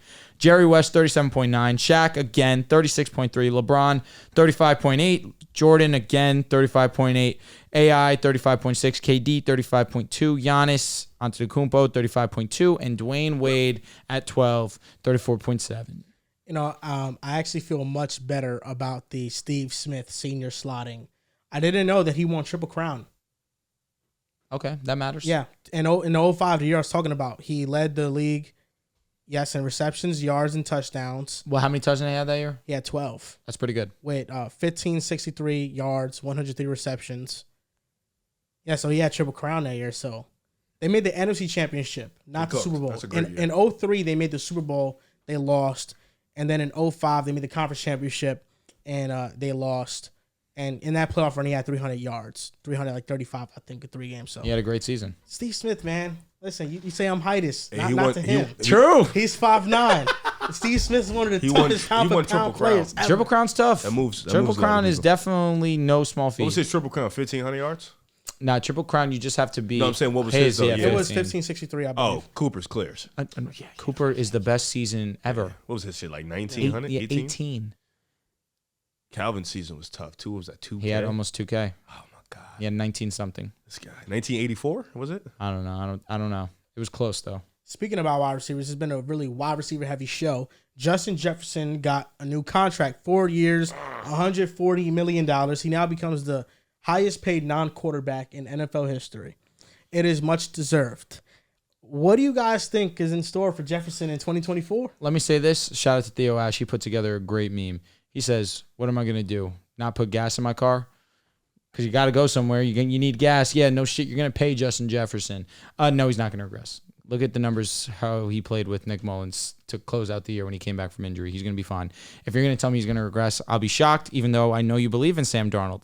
So I don't want to hear that you're going to tell me you regressed. I don't know why else you would put this on the topic list.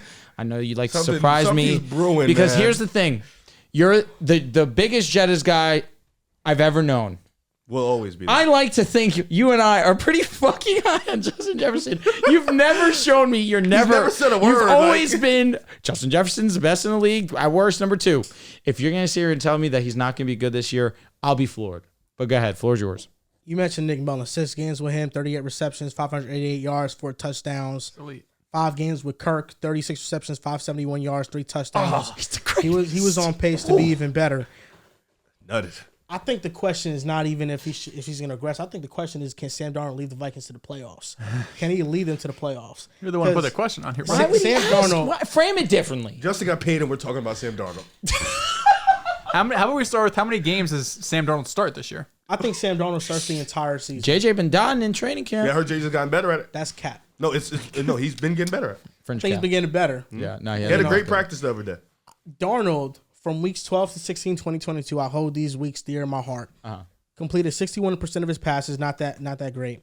7 touchdowns to 1 interception, 105 passer rating. He went 3-2 in 3 of those games of those opponents were 500 teams. The teams he lost to were the Steelers and the Bucks. The Bucks were not a 500 team. So he beat 2 500 teams to have that positive record. I think the Vikings are going to be a really good team this year. I think they have a limited ceiling because of the quarterback position. You know, I don't think Sam Darnold is going to be a world beater, but I do think that he's going to revitalize his career. And having a player as spectacular as Justin Jefferson, he's going to make Sam Darnold look very good. The accuracy might not improve that much, but the deep place is going to get down the field. The variety of options. I'm happy for Sam because I think this is the first year that he's going to showcase that he's capable of being a starting quarterback in the NFL. And that brings a smile to my face. JJ has been performing well. And he's next up to get paid, Mr. Sammy Boy. After this season, he's going to get a bag. He's next up to get So- paid.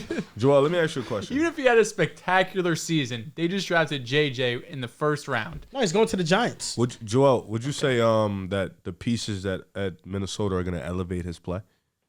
Yes. So you would say he'd be the least valuable? Yes. All right, Cook. But you're enjoying the ride nonetheless. Yes. You're Cook, excited Riv. about it. Cook Yes. Riv. Got it. Cook I Riv. just wanted to get a little Sounds familiar. I just wanted to see where we're at with it. You think they're gonna have a great season? I'm with you. I'm with you on the Vikings. And he win. was on the 49ers. He might make that 3rd-and-2 play. He might get them Holy that shit. dub. All right. Well, it doesn't matter He now. might fit it in there. His arm angles, that arm strength. He got the talent, baby. I don't have much to say about Justin Jefferson. So they let me talk. Go. Yeah, because I'm sorry. this is a stupid ass question say for something sure. stupid. But I won't. Just shout out to Justin Jefferson, man, to get paid. I've been watching Jetta's YouTube 30-minute highlights for the past 30 minutes. You know, just trying to get myself engaged That's and time. get myself excited for the season we had. Because unfortunately, like me and Drew always talk about, we missed a pretty legendary wide receiver battle we was gonna have with Tyreek, with Justin Jefferson. robbed. If Jettas didn't get hurt, this was gonna be one for the ages, going back and forth. First year as a rookie, 1,400, 7 TDs. Second year, 1,600, 10 TDs. Third year, Offensive Player of the Year at 23 years old, 1,800 yards, 8 TDs. Last year, 1,000 yards, 5 TDs in 10 games. He's going to be spectacular no matter who the quarterback is. I think Jetta's regression is like not going to happen for a while, but I do think his numbers might not look the scariest because of the fact that Jordan Addison's going to break out. He's going to have another big year. You're going to have TJ Hawkinson. You know, Sam Darnold isn't Kirk Cousins. You know, Kirk Cousins was the quarterback when he had 1,800 yards. Riv, let me do you the favor. Stop talking. No, listen. You're not cooking. I'm not trying to cook here. All I'm saying is, in terms of what people may think, his numbers may never hit 1,800 this year with Sam Darnold, but nonetheless, 1,600 yards. I'm going to be is gonna happen. transparent. If you told me Justin Jefferson led the league in yards this year, I'm not surprised. When you're the GOAT, you do GOAT things. I mean, DeAndre Hopkins did it with nobodies. I'm so confused. Andre Johnson did it with Matt Schaub. When you're a legend, you lead the league in yards. Tyreek's doing it with Tua. If he wants to cook like that, Yeah. fine. Go that We crazy. have to throw it in there. Go that So crazy. Tua is worse than Matt Sharp. No. But that they're trying to make a point here, which Ain't is that fine. different. You think so? I'll never allow that statement, but if that's what they want to use to support my claim, Way whatever. better system for Tyreek and Tua. Way better. 2 is also better. But Justin Jefferson was with Nick He's going to get Mullins, 1,600 and he flat. almost averaged 100 yards a game. Yeah, he's going to get 1,600. Okay. And that could be, I don't know if that's enough to lead the league in yards nowadays, but he's Justin Jefferson. And I don't care about Addison. I don't care about when Hawkinson comes back. Aaron Jones now being on the squad. Justin Jefferson will not allow others to impact how great he is. That's the only reason I say that you Well, weren't if cooking. you let me finish, I was just going to talk about how they have such a insane offensive system that Sam Darnold was going to be able to cook, but you just thought I was, trying to tear Jettis down. Like, they have Aaron Jones, they have Jettis, they have Jordan Addison, they have T.J. Hawkinson. What are we doing? They're making the playoffs? They can. Can they not? it's a tough. To me, they're comfortably the worst team in the division. We can say that, and then week 8, they cannot be. I mean, yeah, of course. But going into the season, Joel. They could be better than the Bears, bro.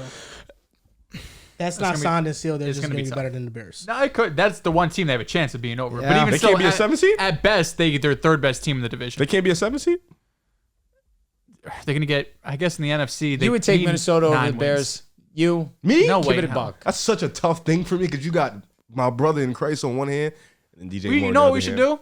We should go through the Vikings schedule. I'll do it. Let's do it. Well, the Vikings have a tough schedule. They have the 1, 2, 3, 4. They have the 5th toughest schedule in the league. All right, Do you so wanna let's read it do off? Yeah, I would. You know what? Joel, keep track. And So I who's will. making the predictions here? Oh, Who's the two of counting? you. do Because it. you guys are the ones that believe. I'll keep track. All right. You know I'm a Vikings and Packers guy. That's Crazy. like insane. But then Crazy. again, I'm a Vikings and Bears guy. He's a Jets and Brady guy, so He's a Tampa Bay Brady. You got to get that distinction through your head, Mr. any Davis. kind of Brady, man. Don't sit right with me. Nah, Tom Brady does. Week 1, Tampa Bay. they open up against the Giants in Meadowlands. I'd say Vikings W. Hold up, Drew. You got to give us an intro for that. Sorry, I thought we already You did. went cold turkey. Okay, fair enough. Let's predict this upcoming season for the Minnesota Vikings. Let's go through their schedule. Let's start off week 1 versus the New York Giants in MetLife. Who do you got? Vikings. I mean, they're facing Daniel Jones, right? This is a dub. What happened last time they faced off? Oh, They didn't have a defense last time. They have Brian Flores this time around. They have a defense. I'm saying Minnesota. Casual. 1-0. Niners versus Vikings. They're in. We lost. Yep, agreed. Yeah. 1-1. Texans and Vikings. We lost. This a loss. Vikings and Packers Which were in Lambeau. okay. This is a loss. This a loss. 1-3. Tough start. Jets and Vikings. This a loss. 1-4. Sam I Darnold. didn't concede to that, but it is a loss. Sam Darnold starts his Vikings career 1-4. and then here he comes. They're calling for JJ. Here he comes. Here he comes. Lions. Which where, It's at where in home? Minnesota? It's in Minnesota. That's It's a dub. W. It's a bounce back. It's Sam a W. It's Darnold a does W. his best with No, his no. back JJ against the starts. wall. He does his best work. JJ McCarthy starts, and they win. They win this. 2-4. Vikings versus the Rams. It's a tough schedule. They have no I'm gonna say breaks Vikings. except Take Giants. Listen, we got to account for upsets. Upsets happen Minnesota's all the time. home? Let's go with No. Oh, what? No Aaron Donald. You know she could look dark. I'm gonna say Vikings win. Let's this go one. with the Vikings, yeah. 3-4. And this is where it kind of eases up. This is where we bounce back. Colts. Vikings. It's a You tough really game. feel that good? I feel good. I have to. What the fuck else am I feel This good is a about? toss up. This is a toss up. You're doing too much, What's the record right now? 3-4. brother. We have to 3 get and this 4. one. You've already Okay. given yourself a couple. Let's go. Let's go. They win this game. 4-4. 4-4. We can't lose to all the notches. This is the one that you should have gone because it's at Jacksonville. We win this one. It could be a loss. 5 and I'll be 4. honest. You So can you're win. gonna go back no, with the what are we Colts? doing? I feel like they're going to lose one of these games. One of the I understand what you're saying, but we have to you're go on beating the the streak Lions, somewhere. you're beating the Rams, you're beating the Colts. It's and not all, impossible. I don't think they've been win 4 games in a row like that. We acting like the Jaguars are this indestructible force. They They're really not. ain't shit. Well, I wouldn't have said the Lions. I wouldn't have said the Lions Or or the the, Colts. Colts. but the Lions was in Minnesota. That's fair. I get. That's. You know what? We'll lose to the Jaguars. All right. So we're 9 weeks in, right? 3 and 5. 4 and 5. Here's another one. 4 and 5. Okay. At Tennessee. You guys This is a we win. can't. We're not losing Agreed. to both of these teams. agreed. Yeah. That's where there 5 was. and 5. You didn't have to overcompensate. That's all I mean. The Rams are At indestructible. Bears. It's a loss. We can take this loss here. 5 and 6. We'll win in Minnesota. Arizona. This is a W. Sneaky. I think even with as much as Arizona has improved, I still think they got some flaws on the roster. If we lose this one, we should make the And I think playoffs. Minnesota's more talented. They could have a special Kyler Murray game and they could win, but I think the Vikings on paper are a better team. Who has I'll go a with the better Vikings. record this year? Arizona or Minnesota? I'll take that bet. I'll I go can't with the even do Vikings. that, actually. I'll go with the Vikings. 6 and 5. We're 11 weeks in, right? All right. Yep. Falcons In Atlanta, in Minnesota. Kirk Cousins revenge game. Brother, that's a loss. It could be a win. We could say loss though. Yeah. We should have took the Jaguars win. Listen, the toughest thing with the Falcons is that they have no pass rush. They have don't. zero pass rush. They don't. But I'll go with a loss here to the Falcons. 6-6. All right. Bears. We split, so this is our W. 7-6. In Seattle. This could go either way. It's a tough place to play. It's a tough environment for sure, but Sammy I think Boy's we up for win. those challenges. I'll tell you what. I'll give the Rams win back. We could take this one. You're a sick fuck. You want to win this one? Yes, I know. We could get a Vikings Rams win win back. this Yeah. one. All right, we're 8-6. Packers. This is a loss. Yeah. 8-7. And in Detroit. This is a loss. I thought we won the. Oh, we got the first one right. Mhm. Okay, this is a loss. 8-8. 8-9. Oh, did I miss one? 8-9. Must have. 8-9. I think you didn't mention the Packers twice. I did 'Cause mention the Packers. I just heard them once. I heard I him once mentioned too. after the Texans, Oh, I didn't hear it. They But play yes, week 4. we lost. I think Yes. they'll get swept by the Packers, though. I agree too. but not the Lions. It could be both. I'll be honest. We have different. I have JJ starting by. They'll week win 8. 1 out of those 4. This team's not making the fucking playoffs. 8-8 get 8-9 get you. No. 8-9, you're not. In a Listen, playoff I don't team. think they're a lock to make the playoffs, but I think the Vikings are an in the hunt team that could get eliminated in week 17. You feel me? With the I think that's mathematics. But I think they're gonna be in the hunt for it. Come on. 8-9 is a valid record for them, though. I think they should go 8-9 this year. You gave him some lenient wins. Yeah, upsets happen. Brother, the Green Bay Packers went 9-8 and they got into the playoffs. That's true. What are we doing here? And the Vikings this past season, The Buccaneers won their division off 9-8 Well, wins. you're not going to win the division with 9 wins. the Vikings Seattle went- got it. Did they get it? Oh, they were 9-8. Man, You need to get to 9 wins. That's the minimum. The Vikings went 7-10 last year, and I think their defense will be better this upcoming season. Listen, man, if Sam Darnold And their offense, they had the 22nd ranked offense. I think the division got better. I think Lions will be just It as did. good. Packers are going to be better. And Chicago's going to be a hell of a lot better. I said a better one is All right, so Dehls, let's say, for example, right, the division got better. Detroit got better. Green Bay got better. Chicago got better, right? In the NFC South, who got better? The Falcons, right? You assume they would be the ones that take the number 1 seed, right? In that division, you're Yeah. saying? You know who else got better? Tampa? Carolina. Carolina did. Yeah, but you're not saying they're over Minnesota, I don't think. No. Just off first glance. And then I think Minnesota and Tampa Bay, toss up. Listen, there's a world there are 4 teams in the NFC. That's what I'm North to saying. get Then in. the NFC West, it's the Niners, of course. The Rams, okay. But Seattle isn't a shoo-in. That's another team. But I think Seattle and the Vikings are very similar. Yeah, they're like neck and that's what I'm saying. There's a chance where they're like Joel mentioned. They're week 16, 17, they're fighting for it. Win teams. And that's all you want to ask. But Sam Darnold is your quarterback. You I just don't want to disagree. fight for it. I don't disagree. Then you get a better one. Yeah, This is a negative Vikings by any mean. I'm not betting on it. It's a tough quarterback room. It's just listen. It sucks what happened in Minnesota last year when Kirk went down. It was Josh Dobbs and it was Nick Mullins. They tried some Jaron Hall. How I think Sam is better than all of them. just out of curiosity, out of those 17 games, how many games would you say the Vikings have the better quarterback? That's actually a better one. 0. It's a better one. I don't think there was a single name. Let's run that back again, Drew. You You guys guys. better than Sam Darnold or JJ McCarthy. Okay. Well, Okay. run it back. Either one. We can grab both of them. The closest to Tennessee? you guys Oh, Giants, week 1. is Giants In Tennessee. and Tennessee. And Tennessee. Yes. So those are, we're fucked. I've been said Sam Darnold's better than Daniel Jones. Let's not you've say been much. wrong. Yeah, I mean, No, I talking haven't. about the 31st and 33rd best. I don't know. It's really, Will Levis. Give Sam Daniel Jones wait and situation see. and watch what happens. Will Levis definitely TBD. You said some dumb shit, and that's the What did you say? I said give Sam Daniel Jones situation and see what happens. Jesus.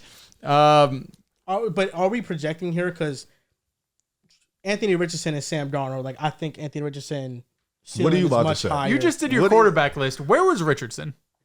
He was definitely top. He was 20. Top 20, right? Yeah. Where was Sam? No. 30? I don't know if I. He Was wasn't he not ranked. on the list? He wasn't on the list. Between him and Will Levis, I think Sam and Will Levis are pretty neck and neck. Honestly. They're kind of both, even though Sam has been in the league for 6 years. Or both. Wouldn't you I say don't that's know. telling? Listen, I think this year Sam Darnold is going to go for 26 touchdowns, 13 interceptions. Okay, that's doable. How many? 26 touchdowns to 13 interceptions. And you're going to call him what? Just a Assistant bridge quarterback? quarterback. You know That's that what he is. Fringe would be top 10 in touchdowns? He has a lot of offensive weapons at his disposal. I mean, you start 17 games. If you get 1.5 touchdown a game, Man, you're it's right just- there. You know what I But mean? that would be It's amongst just- the best in the league. It's crazy to see you in full circle be me. Just last year, it's just, you shitted on me. being in this position. Now look at you. Who, me? Yeah. How? Brock? Yeah, it's just rooting for a guy that's good, but the system makes him better. Now look at you. It feels great, doesn't it? You said Brock Purdy was going to be all pro. All right. Was that crazy? If At the time, yes. Okay. Sam Darnold were to throw 26 touchdowns, that would put him at dead tied with 9 with Russell Wilson, 26. Oh, yeah, that's doable. I guess Look so. at the guys in front. What's Who was many- underneath? Matthew Stafford, Trevor Lawrence. Lamar Jackson, CJ Stroud, Sure, Burrow. Trevor Lawrence, Jalen Hurts. Who had 26 passing Justin touchdowns Herbert. or more? The players that had more: Dak Prescott, Jordan Love, Brock Purdy, Jared Goff, Brock what? Josh Allen. Oh no, Brock Purdy, number 3 in the With league. the number? He had 31 touchdowns. Man. Jared Goff 4, Josh Allen 5, Tua Tagovailoa 5, tied with Josh Allen. Baker Mayfield 7, Patrick Mahomes 8. Well, yeah, if Baker and Russell Wilson got that amount, I think Sam could do it. He threw Baker on the He bus. did. I was trying to figure out who he's going to throw. It was It was I'll Baker. rock with It was Baker. always Baker. What you mean? It was always Baker. Bro, I think Sam could be as good as Baker. I do. I don't think it's crazy. It's not crazy. You are big on Sam. I just think Sam is a fine quarterback. I Within the right think system, Sam he'll be is fine. okay too. So if Sam starts the whole season, what do you think his numbers are? Sam has 27 touchdowns over the last 4 years.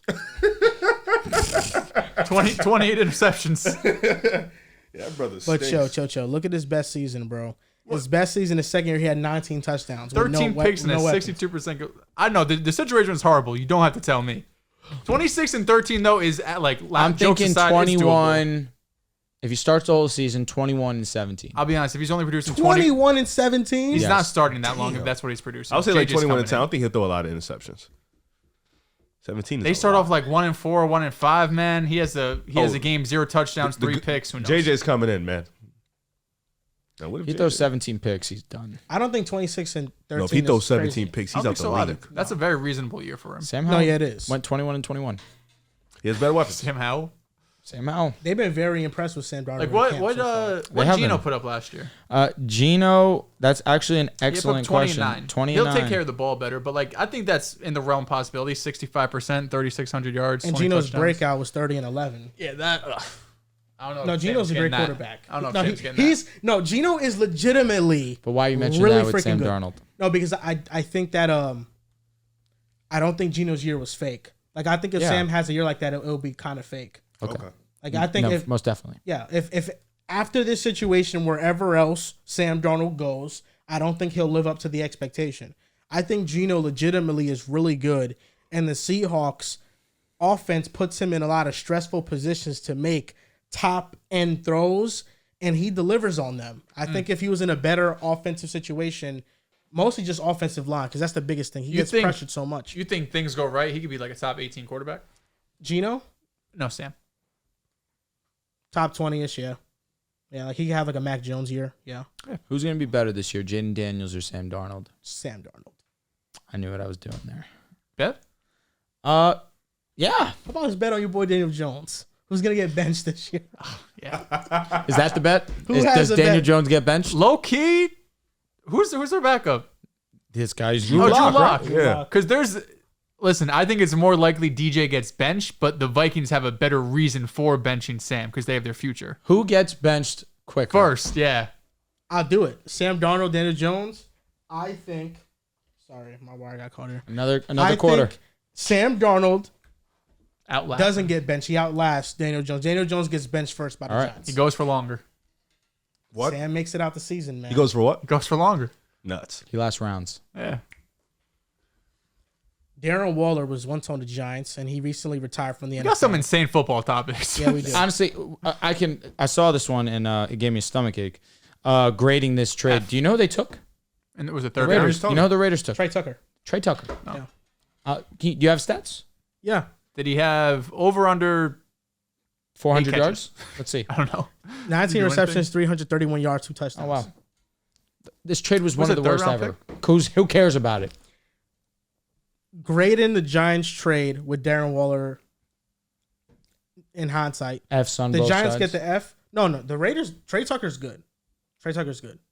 Didn't the Giants get Tony with that pick? That was a few years ago. Oh, that was the same They pick? used that pick Uh-huh. to go and get Tony. Correct. No, to get Waller. Darren Waller. To get The Darren. third they got for okay, Tony, okay. yeah. So they got. Here we go. They Let's traded do math. Tony for that Tony's pick. terrible Okay. also. Yes. It's That whole love circle, love triangle. So is- Tony was terrible. They ended up. up getting a third for him. Yes. Used the same third, got a terrible player, and then he retired. You're a Trey Tucker guy. Trey Tucker's not terrible. He's No, I'm not talking about terrible. Darren Waller. Yeah, Yes. no, he was terrible. He had 500 yards last year. I mean, to call Trey Tucker terrible is, I mean, he's a rookie, but No, I'm talking about Darren Waller. He was terrible. I don't. Are the Raiders going into next season banking on Trey Tucker I don't in the think locker so. room. We're here. No, he's a really good wide receiver 3. I think, you have Devontae and Jacoby over him. Is he the They sixth just got option? Brock Bowers. Right. Because Michael Mayer, I'll put over him. I His put role, Brock over him. I put Zamir over him. his role is simply being a deep threat. And looking at his snap percentage, he only had a couple games where he played more than 50% of snaps. But when he did, he had 36 yards and 79 yards. I think like as a wide receiver 3, he's good. What he does is that he just stretches He's a the vertical field. threat. He's a vertical threat. And I mean, watching the Raiders this year, I thought he made a lot of big time plays for them. And they don't have quarterbacks that really throw the ball down the field like that. I think he's a really good receiver for his role. And given expectations, he's a 3rd round pick versus the Giants and thinking they're going to get a top flight tight end. The Giants quite easily get an F from me. If you draft a wide receiver 3 in the 3rd round, I think that's like a B.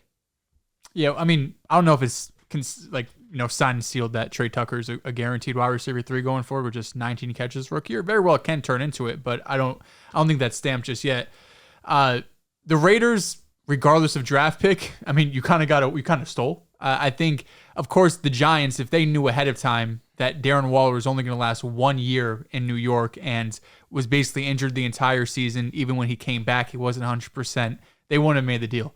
It's unfortunate because going into last season, I thought Darren Waller was going to be a huge piece of this offense. Coming off the year Dable and Daniel Jones had previously, where Daniel Jones has this breakout, Brian Dable has turned into this like top 10-ish coach, wins coach of the year, all of the space he was able to create in this offense where you look at that Vikings playoff game, everything was wide open. He looked like, a really good quarterback and really good play calling.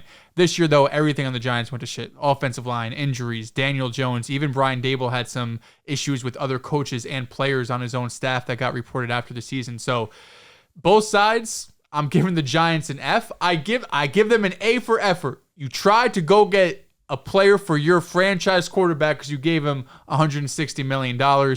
Sometimes things work out. Sometimes they don't. It's basically the complete opposite of the Stephon Diggs for Justin Jefferson trade where both players were great. This situation, Darren Waller, a 0, and Trey Tucker is still TBD. I have a Trey Tucker. I'm on like a highlight video of his that the Raiders, A minute and a half long. Raider Alex posted. No, it's 4 minutes 31 seconds actually. Dehls. What's every snap? It's every snap. 4.5 And minutes. he had 77 yards rushing because they use him on like jet sweeps and stuff. So overall, he had like 400 yards from scrimmage. The top comment is, "Dude is under the radar. I think he takes a step this year and develops some other routes." Anyone who's looking up Trey Tucker highlights has to love him.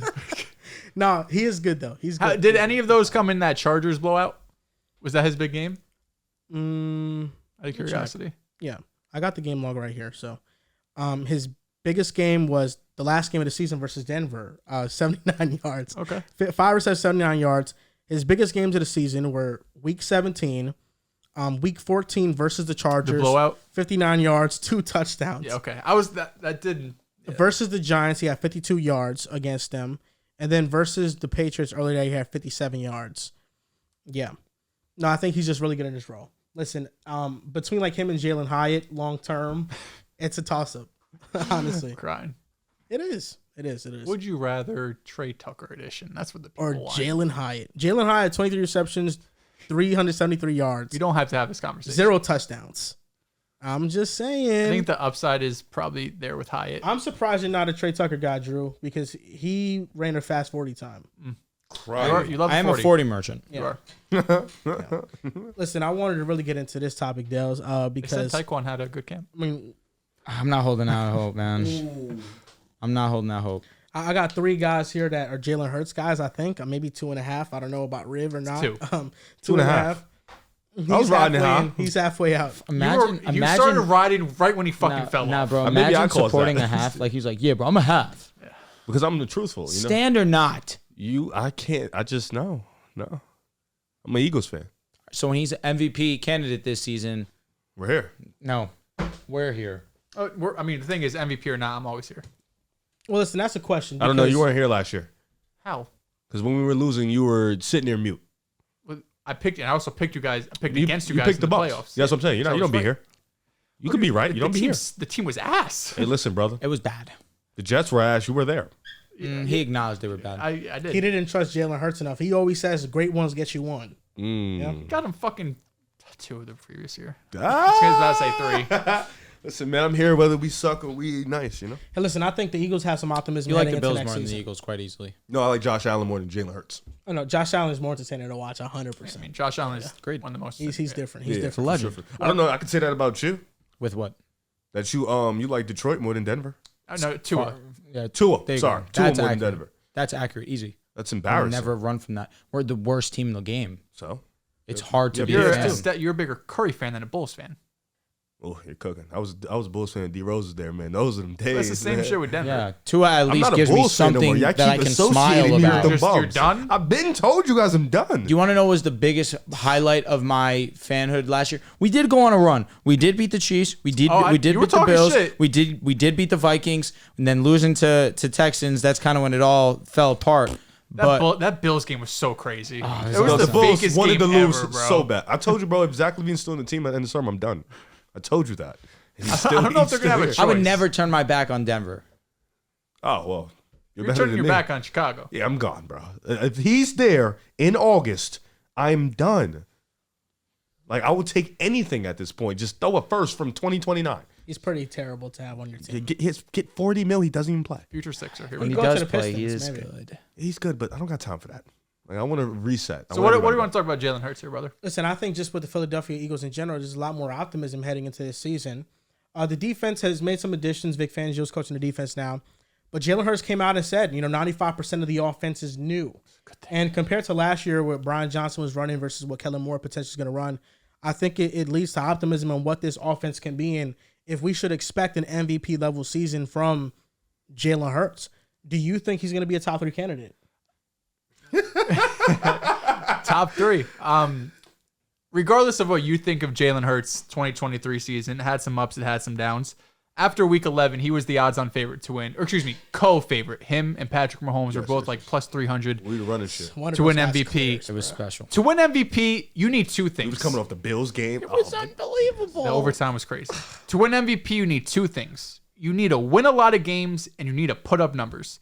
I am 100% confident the Philadelphia Eagles will do both of those things in 2023. Oh, it's about time. 2024. 2024. You said the I'm wrong confident the Eagles do both of those things in 2024 because they did it in 2023. Shout out, Rudy. Last season was really ugly with the Eagles. The first half was beautiful. I thought we were just having a smooth 2022 to 2023 transition. Philly was going right back to the Super Bowl. But the second half of the year, I think Philly's own offensive coordinator had other plans. Because the way Brian Johnson ran this offense last year, you don't have to be the highest or the highest on Kellen Moore. You could think he's just a run-of-the-mill average offensive coordinator.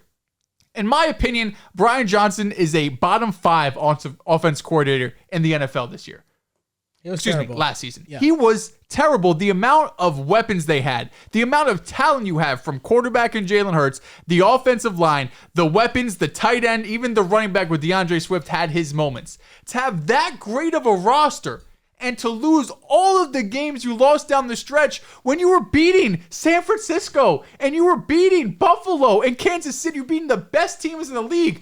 The Seahawks come to town. You go to Seattle, it's over, We didn't Riv. beat the San Francisco. Excuse me. They beat that the was shit Niners. out of us. Yeah. Kansas City, Buffalo. Niners is when things went downhill. It went dark after that. But God game. forbid you played the Washington Commanders, man. We lost to the Giants. God too. forbid you play the Giants. God forbid you play the Seattle Seahawks. They look like a completely different team, a team that wasn't prepared more often than not. It was a really ugly end to the 2023 season, but one thing about me, and one thing that I know about Jalen Hurts, he plays better when he's got that chip on his shoulder. Talk. He knows all the talk this offseason about his name, about what he did and what he did not do last season. Even when this man was 11-1 before the losing streak happened, still dirt on his name, 11-1. Best believe Jalen Hurts is going to be top 3 in MVP, brother. Trust. Best Yeah. believe Jalen Hurts is going to do that. He had a purpose Listen, I before tried to- y'all had an opinion. I try to tell y'all, man. I'm looking at this game log to end the season. A loss versus the 49ers. He threw a motivational quote out there after the game. It ain't work clearly against the Cowboys because he lost that one either. Another quote he threw in clearly didn't work. They lost against the Seahawks. What was the quote? I can't remember. Oh, okay, chat and shit. Respect him. But I know he has a quote after every press conference. Against the Giants, they kind of won. So, what he said, it mattered. The Arizona loss was terrible. So was the Giants Kyler loss. had a game. Yeah, I mean, you look at these games, and it's 6 games. They went 1-5. Jalen Hurts had 6 touchdowns, 6 interceptions, 77 passer rating. How many rushing? Completed 62% of his passes, 724 rushing yards, so a lot, and 5 touchdowns on the ground. These weren't great numbers from Jalen Hurts. Listen, I think last year the regression from Hurts was predictable. We had this same segment last year if he's going to be an MVP candidate, and I didn't think he would be because of this loss of Shane. You were Steichen. right for 5 weeks. No, 6. I was right in for totality 6 weeks. No, because you were wrong until you were right. I don't think Jalen Hurts was playing great when they were 11. You may not think that, but he was a top 2 candidate for conversation. 10 straight weeks. No, yeah, but I think he was a top 2 candidate because they were winning, not because of he was But playing that's at what an you elite have to level. do to win MVP. Because I don't think he was playing I don't think at any point in the season he was playing better than Josh Allen. But Josh Allen's team just they had some losses that kind of weren't his fault. Jalen Hurts I think had some incredible moments, but I think the regression was predictable. When you're going from Shane Steichen to Brian Johnson, who was unproven and never called plays before. I also think that it was predictable because when he was pressured in 2022, he was 35th in EPA. Without pressure, he was 11th. So with pressure versus without pressure, he turns into a different quarterback. And then versus man, he's number 7. And then versus zone, he was 27th. So against zone, he was much worse. And the 2023 slate of opponents, he was facing teams that played zone much more, that pressured much more, that had better defensive lines, that had better run defenses. In 2022, they faced the easiest schedule of opponents in the league, and they were kind of in the upper half of hardest schedule in 2023. So I think going from 101 passer rating to 89 is a huge drop off, but I don't think it's totally telling of the season that he truly had. I think he had a better season than what the numbers showcase just because of how bad Brian Johnson's offense really was. I think they had no answers against the blitz, and I'm curious to see what Kellen Moore now installs in his offense. He's gotten some great years out of Dak Prescott. I think Dak Prescott is a little bit better than Jalen Hurts as a thrower. I think Hurts offers more as a rusher, but what's going to be 100% a fact is that the run game this year, the creativeness with Kellen Moore, it will be there.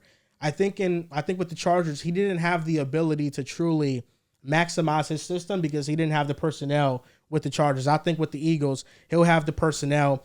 And the answer that the Eagles had all year long last year against pressure was throwing go balls. I think this year it's going to be much more hot reads. It's going to be much more quick game. And I think that's something that Kellen Moore and Jalen Hurts are both going to have to adjust to because Jalen Hurts, to this point in his NFL career, he's been a shotgun-heavy quarterback. Kellen Moore with Dak Prescott, they ran a lot of under-center stuff. Same thing with Justin Herbert. So I think there's going to be an adjustment period that Hurts is going to have, just running more under-center stuff. But I think in the long run, it's going to make his job easier as a quarterback. So I think he'll have a much better year. I don't know if he'll have an MVP level type year. I think he'll be one of the better quarterbacks. I think he'll be a top 10-ish quarterback. But I think there are a lot of other quarterbacks that are gearing up to have that type of year. I think Lamar Jackson will have another year like that if he stays healthy. I think Patrick Mahomes will, of course. I think Josh Allen will be in that conversation. I think Justin Herbert, from a volume standpoint, might not be there, but I think Justin Herbert's season this year, it could be very reminiscent of Lamar's back in 2019, where their rushing attack is what's getting them into advantageous field positions, and he finishes the job. They were the 1 seed that year? They were, Ravens, yeah. yeah. But even if that name is too much for you, I think just won't win enough games. I think CJ Stroud is in a position to have a better year. I think Joe Burrow also, having his injury last year, I think he's going to come back this year and be ready to go. So I can see him being a top 10-ish quarterback. MVP, being an MVP, I don't think it's in the cards. I think he had his chance in 2022. That was his best chance because the Eagles won so many games. They were unbeatable that year. I think that was a year to win. I think he'll always be around a top 10-ish quarterback, but I don't see him winning MVP. Well, a lot of talent on this team. Do you think?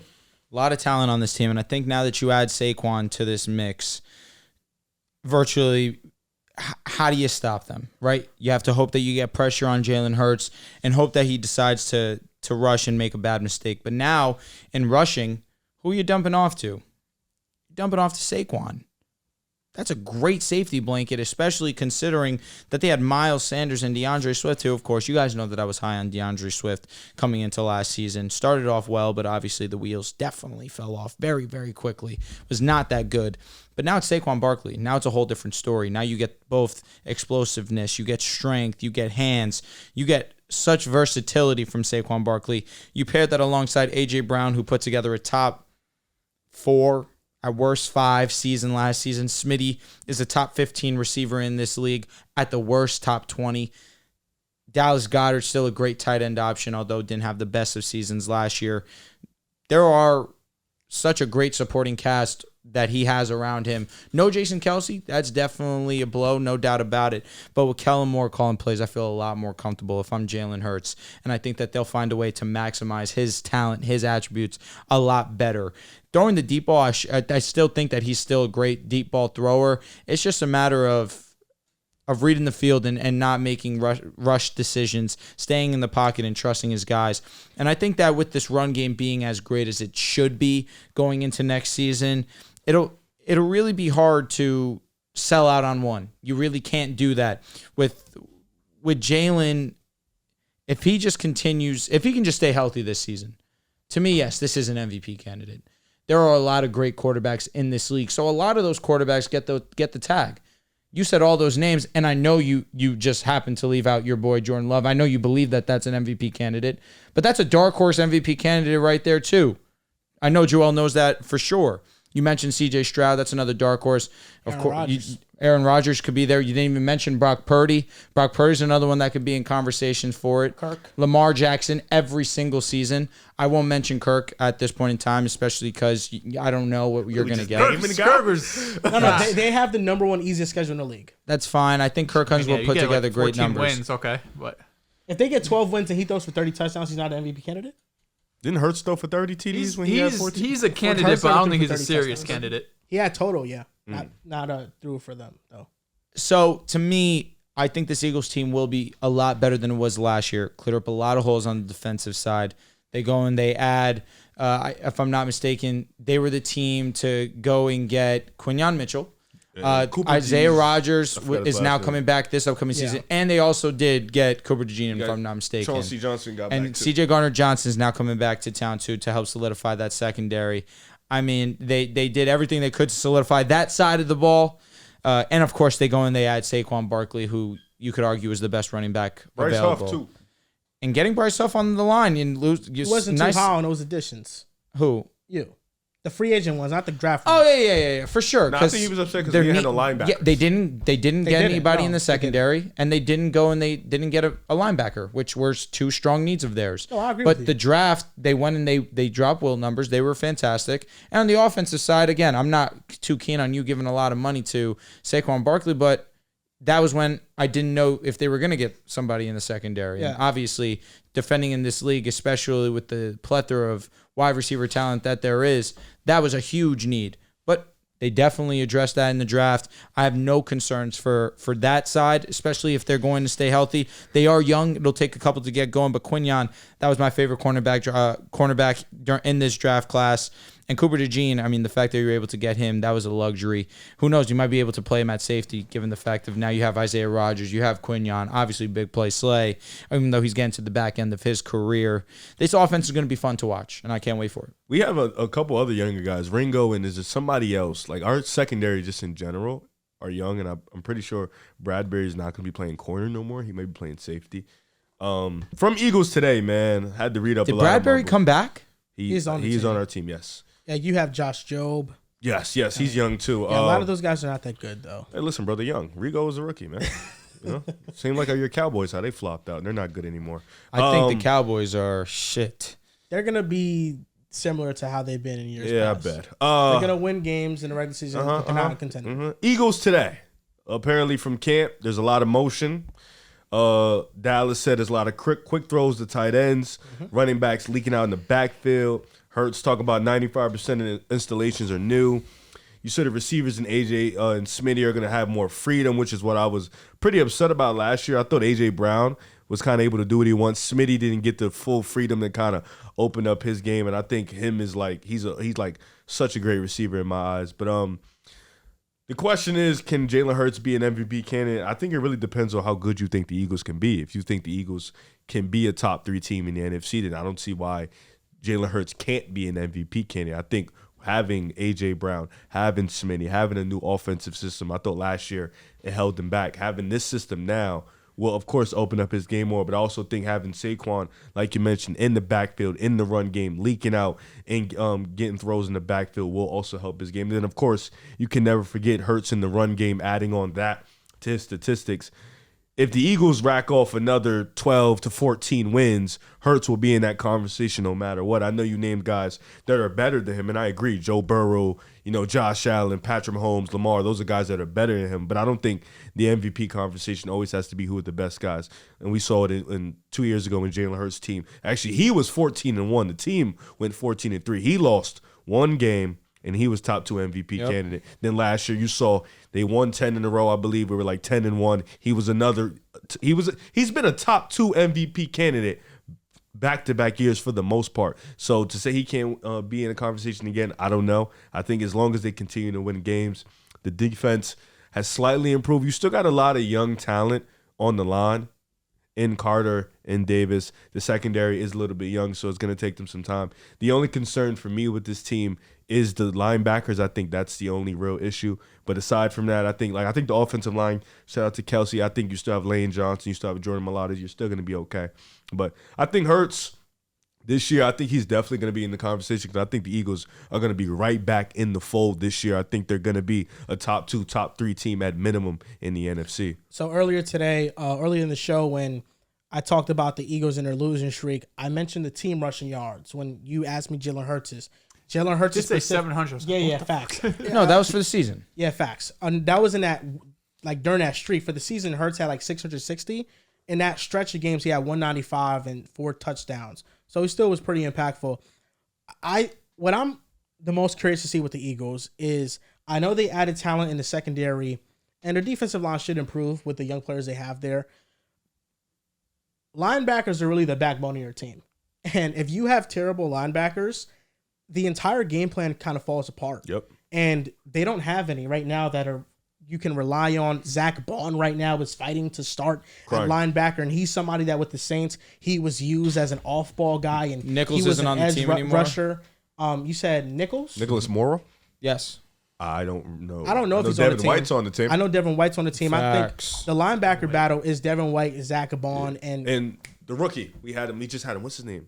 N'Kobe Dean. Nolan Smith. Yes. Was he a rookie last year? Are you talking Nolan? No, N'Kobe Dean. Nolan, I think he's an edge, if I'm not mistaken. No, Nolan is listed as a backer. Yeah, he's probably just because he's an edge, like an outside linebacker. That's probably what they list him as. But yeah, that's my biggest concern with the Eagles. I think everything else kind of can figure itself out, but it's just the linebacking core, and offensively they'll be fine. You think the Eagles will be really good this year? I think, but last year though, to piggyback off that, I think last year we hit a point where we also couldn't get to the quarterback. It was a point where our defensive line just completely got objectively bad, and we just couldn't get to the quarterback. Our linebackers didn't know what was going on. Our corners just couldn't cover. So it just went from level 1, level 2 to level 3. Yeah. Everything just went downhill from there. The game that exacerbated that was the Arizona game. It just got bad. Arizona had such a game-specific game plan, and they really picked apart at every single weakness Jonathan the Eagles Gannon defense going had. back to Philly, he knew too. He knew exactly what to do. Yeah, 30th ranked defense last year, so the defense should improve at least a little bit. I have the Eagles schedule in front of me, Riv. Let's do it. Oh. River is going to predict the Eagles schedule this season. Keep track's crazy. I just like our dynamic. All right, cool. You talk about Hurts more. I talk about the Eagles more. I love our dynamic. Our dynamic is amazing. Dehls. Predicting the Eagles schedule this season, Riv and Dehls are going to be the participants. But Riv is going to steer the conversation because he's the Eagles fan. Packers at Eagles week 1. Oh, this is New Mexico, right? This is not in any or in Mexico. This is in Brazil. Oh, this is the Brazil game where they can't wear green. Yes, they can't wear green. So I get the laugh at you after week 1. Okay, Eagles. Counting? Yeah, gotcha. Nice. Falcons at Eagles. We're back in Philly. Yes. Philly. Joel, this is also you, brother. Oh, okay, 2-0. Okay. Yeah, I would love for Dehls to give his input. So honestly, the first game I was 50-50 on. Didn't want to get my I'm answer. dead. Well, if you're 50-50, we'll go with mine. Eagles at Saints. It's a win. It should be a W. Mm-hmm. 3. Eagles at Buccaneers. This is a tough one. We got to get our revenge, though. It's a bounce back. I would say No yes. more Dave Canales there. Listen, you started 11-0 to start. No, the we can season, start off so- 10-0, 11-0 All right, I think they should anytime. win. 4-0. Browns at Eagles. Trap game. This is a trap game. This is a game that hurts me. Give me Philly, though. All right, 5-0. Eagles at Giants. Win. Trap game. I'll but we be gotta honest. get They this should one. sweep the 6-0. Giants. Philly. We didn't sweep them last year. Look horrendous against them every year. No, we didn't. That barely counts. No, But go bro, ahead. it was bad. Eagles at Bengals. It's an Bengals. L. All right, 6-1. Jaguars at Eagles. Philly. Win. 7-1. Eagles at Cowboys. Split. We'll split. L. Yeah, we'll split. Okay, 7-2. Commanders at Eagles. Eagles. Commanders give the Eagles fits. But They we gave always them end up 2 winning. years ago. We They gave always them last end year. up winning. So I'm gonna say we beat them this time. We're home. You are at home. We'll take this one. Okay. We'll think 8-2. about the Washington game, but we'll take this one. Eagles at Rams. L. You need a couple I losses. can in here. concede with this one. 8-3. Eagles at Ravens. L. We don't have 3 losses. Yeah, Now we have 3 losses. you have 4 now. How? You're losing to. Rams, Bengals? Bengals, Cowboys. We didn't say. Yeah, that's 3. That's what I said. That's why so this And Ravens Ravens. one would be 4. Oh, sorry.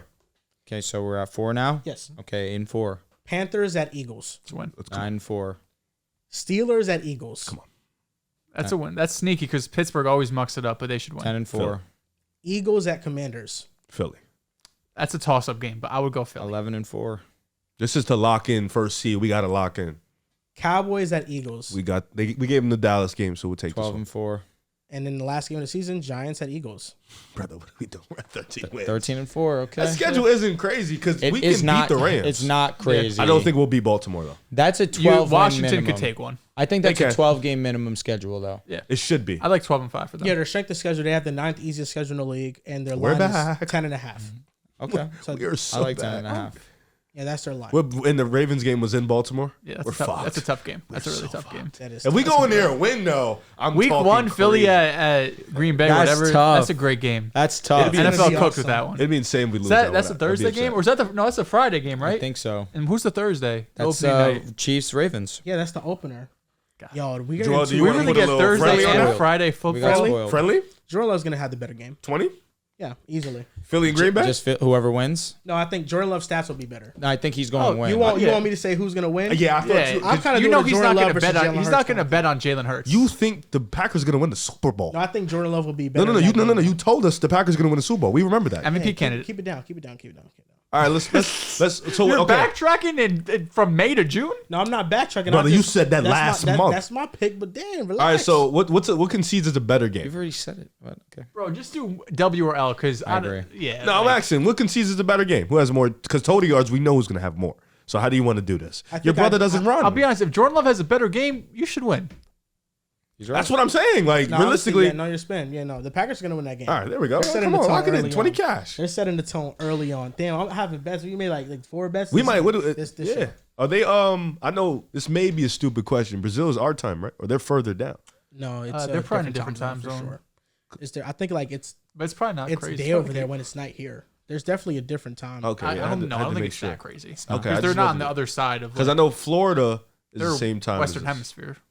No, I thought they were just Brazil? straight down. Yeah, they're Western Hemisphere. Ah, Oh, no. okay. Brazil's an hour in front of us. Yeah. Okay, That's my not bad. terrible. crazy. Oh, so I'm thinking this shit like, all right, yeah, we're good. So before we get to the last topic, I just want to kind of say one last thing about this Raiders Darren Waller trade, because I looked at this tweet here, and the Raiders traded Darren Waller for Trey Tucker, who they drafted with the 100th pick in the 3rd round, and the cap space they used for Jacoby Myers. They've also gone from a tight end room of Darren Waller to now Brock Bowers and Michael Mayer. So that Darren Waller trade allowed them to sign Jacoby. They drafted Trey Tucker, a deep threat, and then they just drafted Brock Bowers. The Raiders kind of made out like bandits after the post-Waller era. All of their moves have kind of been good. I think the Raiders have a limited ceiling because of who their quarterback is, but I feel like over the past year or two, they've kind of made some good moves. I was going to say all these weapons for Aiden O'Connell. Respect that. I won't talk shit. I mean, the Raiders have our number. But 8 in a row. 8 in a row. Shout out to the Raiders. One of the longest streaks in them active NFL right now. All right. Who's going to disappoint or impress the most? What do you got? Last Joe? topic. I got 4 impress, 3 disappoint. Okay, I didn't do all that. Wait, you I did have 4 teams? Oh, it did say 1. Whatever. Yeah. I have 2 impressed. It's named one team, 0 either disappoint. or. All right. One team that will impress. Are we on the same page, or did you decide to go the other route that we spoke about the other day? Or you couldn't stamp that? I don't You're, know. yo. No, I have them as my 50. I have the Texans. I think they'll win the AFC. Hot take. They'll win the AFC. Yes, hot take. Super for sure. Bowl. They'll go. No, They'll go to the Super they'll Bowl, have yeah. the. They don't always they'll- have to no, do that. they'll Baltimore do did number it. one They didn't seed. go to He's the saying Super number Bowl. one seed. Number 1 Oh, seed. that's not winning this That's not AFC. what I understand. It is different. No, It's different. Okay, I'm sorry. They'll win. Oh, They'll all be- right. they'll be the number 1 seed. Yes. So Okay. since we All right. did this Damn, kind of that's- different. all right, that's a little weird. So impress, disappoint.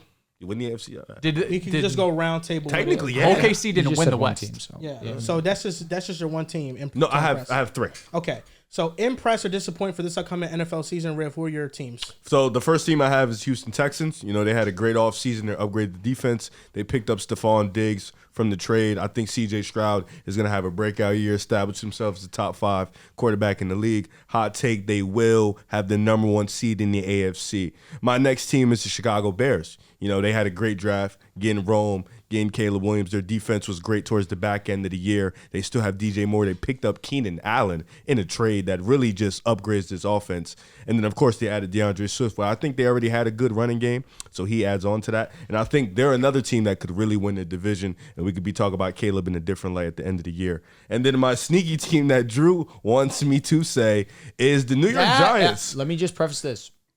I don't want him to say anything. He approached me with this. I asked him because I thought the Giants won 6 games, right?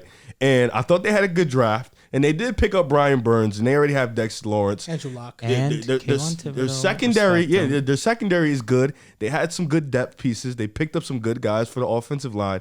I can see them having more than 6 wins. Is all I was saying, or why they would impress me. And they picked up a new quarterback. This is the best situation Daniel Jones has had. It's not. And their that's sad. That's fucking Dehls, sad. have you looked at the schedule? It's not crazy. Yeah, It's I calm. mean, we just went through the Eagles. They probably played Malik it's Neighbors immediately launches to the best big weapon Jalen Daniel Hyatt Jones guy. tier of his ever own. had. There's like a 4-tier gap between Malik Neighbors and the next best player. Big Jalen Hyatt guy. I'm here. So Wandale Robinson, I like him too. I just had one team to impress, and it kind of counters what Riv said. I got the Indianapolis Colts to impress this year. Here we go. I looked at their odds. They have the 11th best odds to win the AFC. They're below the Jags, the Chargers, the Browns, the Dolphins. I can see the Colts being better than all these teams. I think the Dolphins is the one that I kind of had to talk myself into a little bit, but I could see them being better. They have the 3rd best odds to win the AFC South. They won 9 games last year, and they're getting Anthony Richardson back, who I'm very high on. Their defense is going to get better. They were the 24th ranked defense, and I think they added a good edge rusher in Latu, who's a great prospect if he stays healthy. And I think a potential breakout is Juju Brent, 2nd-round pick last year. They already have one of the better nickels in the game in Kenny Moore, but Juju Brent, the way he plays, the way he blows up screens, his physicality, I think he's going to break out in a big way. He's going to be a potentially a Pro Bowler next year. I think the secondary gets better. I don't think it's crazy that they can challenge the Texans for the number 1 spot in the AFC South because they have the 7th easiest schedule and the Texans have the 7th toughest schedule. So the Colts' pathway to being the best team in the AFC South is easier. And if we get a healthy year of AR, Shane Steichen, I trust him with the best of them. Yeah, he had like a nagging shoulder, but I think he's pretty good now. And if that defense just improves enough, I think the Colts can really take a major leap next year and can be one of the better teams in the AFC. AR himself said he's like 90-95% back, and obviously that's huge. I do want to see him look more refined as a passer. We know that he has the big playability. We saw that in the short sample size of last season, where even in clutch moments, he was still able to lead the Colts to come back in that game versus the Rams. Didn't end up winning the game, but getting back after being down 2 touchdowns, that was impressive, as is. Colts is a great answer. To me, I mean, I'm being a dead drum here. I'm going with the Chicago Bears. That's a very easy answer for me. Caleb Williams will be the Rookie of the Year this season. Marvin Harrison may be in competition. Maybe Malik Neighbors should get crazy. But I think Caleb Williams will be your Rookie of the Year. You pair that with DJ Moore. Keenan Allen now joins the squad. Rome Odunze is the 3rd option on this squad. You can't forget about Cole Kmet, one of the more underappreciated underrated tight ends in this league. The defense last season from week 8 on was one of the best defenses in the game. So to me, I think it's very simple. The Bears lineup speaks for itself. This is a team that can legitimately make the playoffs next season with a rookie quarterback. The Bears are going to be the team for me to be impressed with. Going from the number 1 pick, shout out to the Carolina Panthers, a top 10 pick. Obviously, they were 9th, but 2 years ago, they had the number 1 overall pick. They've been a top 10 pick the last 3 years, if I'm not mistaken. This is a team that will overly impress, in my opinion. I got 4 teams, 2 of the ones you guys mentioned. I had the Indianapolis Colts, had the Chicago Bears. The 2 others, the Arizona Cardinals, I think are just going to be better than last year. Kyler Murray in the second half of last year really impressed me. I thought that he would be a bit more hobbled coming back from that ACL, but he looked maybe not 100%, but 90%. And they had moments throughout the season, whether it was Dallas early in the year, Philly later in the year, where I think Jonathan Gannon's coaching style and what he wants this team to be really showed through. Their defense as a whole was still not good. They were like bottom 5, bottom 3 in terms of EPA, but I think they have a lot to build on. The other one's the New York Jets. As time goes on, I'm buying more and more in. This team has Super Bowl potential. They just got to stay healthy. The offensive line has to stay healthy, and Aaron Rodgers has to stay healthy. I'm even over the Nathaniel Hackett thing. I think as long as this team stays healthy, they're basically a lock for the playoffs. This roster is the most loaded roster of my life. This roster is probably top 5 in the NFL if you're going on just by talent alone. The only thing that stays that deters their path is injuries. And of course, when you have a 40-year-old quarterback coming off a torn Achilles, you have a left tackle who misses time every single year. Those are valid concerns. But every team in the NFL has valid concern for injury. If the Jets are able to stay healthy, they'll be one of the best teams in the NFL. No, I agree. I think the Jets, they are one of the best rosters, top to bottom. And I would buy into them if I could trust them. But I just don't know if I could trust them. And the Nathaniel Hackett point, I don't care about that. As long as Aaron Rodgers is on the field, he's going to call the plays. It's going to be his offense. So as long as he's healthy, we're going to have a top offense in the league. Love that you're drinking the K1 Kool-Aid, baby. What does it hurt to buy in? What does it hurt to believe? Because last year it hurt me. And Let's be honest. You're going to have high hopes regardless. You're going to go and you're going to see game 1. If they win week 1, you're cooking. You're going to geek. Listen, I had high hopes for the Jets every year. Zach Wilson's rookie year, Zach Wilson's second year. Week 1, we go into San Francisco and we won. You're not coming in here saying we're in the Super Bowl. You guys play San Fran week 1? Yeah. God beat bless. San Fran week 1. It's Monday You're night, definitely going to come here and we're winning the Super Bowl. Yeah, we're exposing. Because after that, the next like 4 or 5 weeks exposing what? We're exposing that system fraud. Oh, like how the Green Bay Packers exposed Dak? Yeah, sure. Oh, okay. Sure. Yeah, you had a pretty shitty year last year. So look at the Colts defensive line. DeForest, DeForest Buckner, Grover Stewart, Latu, Ebukam, Kwity Paye, and they signed Raekwon Davis from Miami. No, they have a pretty good defensive line. Loaded. That's beefy. We all did impress. You're on to disappoint next week? Yeah, we can do that. I didn't even have a disappointing I team, did have one in mind. That's a good topic, though. Ain't Dehls? Yeah. You're thinking. You're back to thinking. 3. And I love that. I do love have that you're one back to having the brain. pretty easy. Yeah, that's good that you said next week because I had time to think about it. You know, what team are we going to get negative about? Miami. We're here. I don't even know how to do the handshake. We're fucking here. Sorry, bro. You just betrayed the shit out of me right there. We're done. We did it wrong. We're We done. did it wrong. Who does Tua face week 1? Is Tua going to win a division this year? You've been pushing that for a minute. Yes. It's It's a time. over. I'm going to be honest. The Jets have a strong chance. If to it win didn't this happen last year, it's not going to happen. He was begging for it to happen last year. They It almost did. Jacksonville week 1. Ooh, Yeah, that's a W. tough game for the No, the hell it's not. It's a W. Jacksonville is so not They're good. mid. They And might that's put gonna 20 do it. on 'em. And they played For Thursday this night, episode week 2. of the Pick Aside Podcast, episode Correction. 383. You guys can follow us on Twitter at Pick Aside Pod. How to do 3 on hours of Instagram and TikTok at Pick Aside Podcast. Thank you guys for watching, and we'll see you guys next time.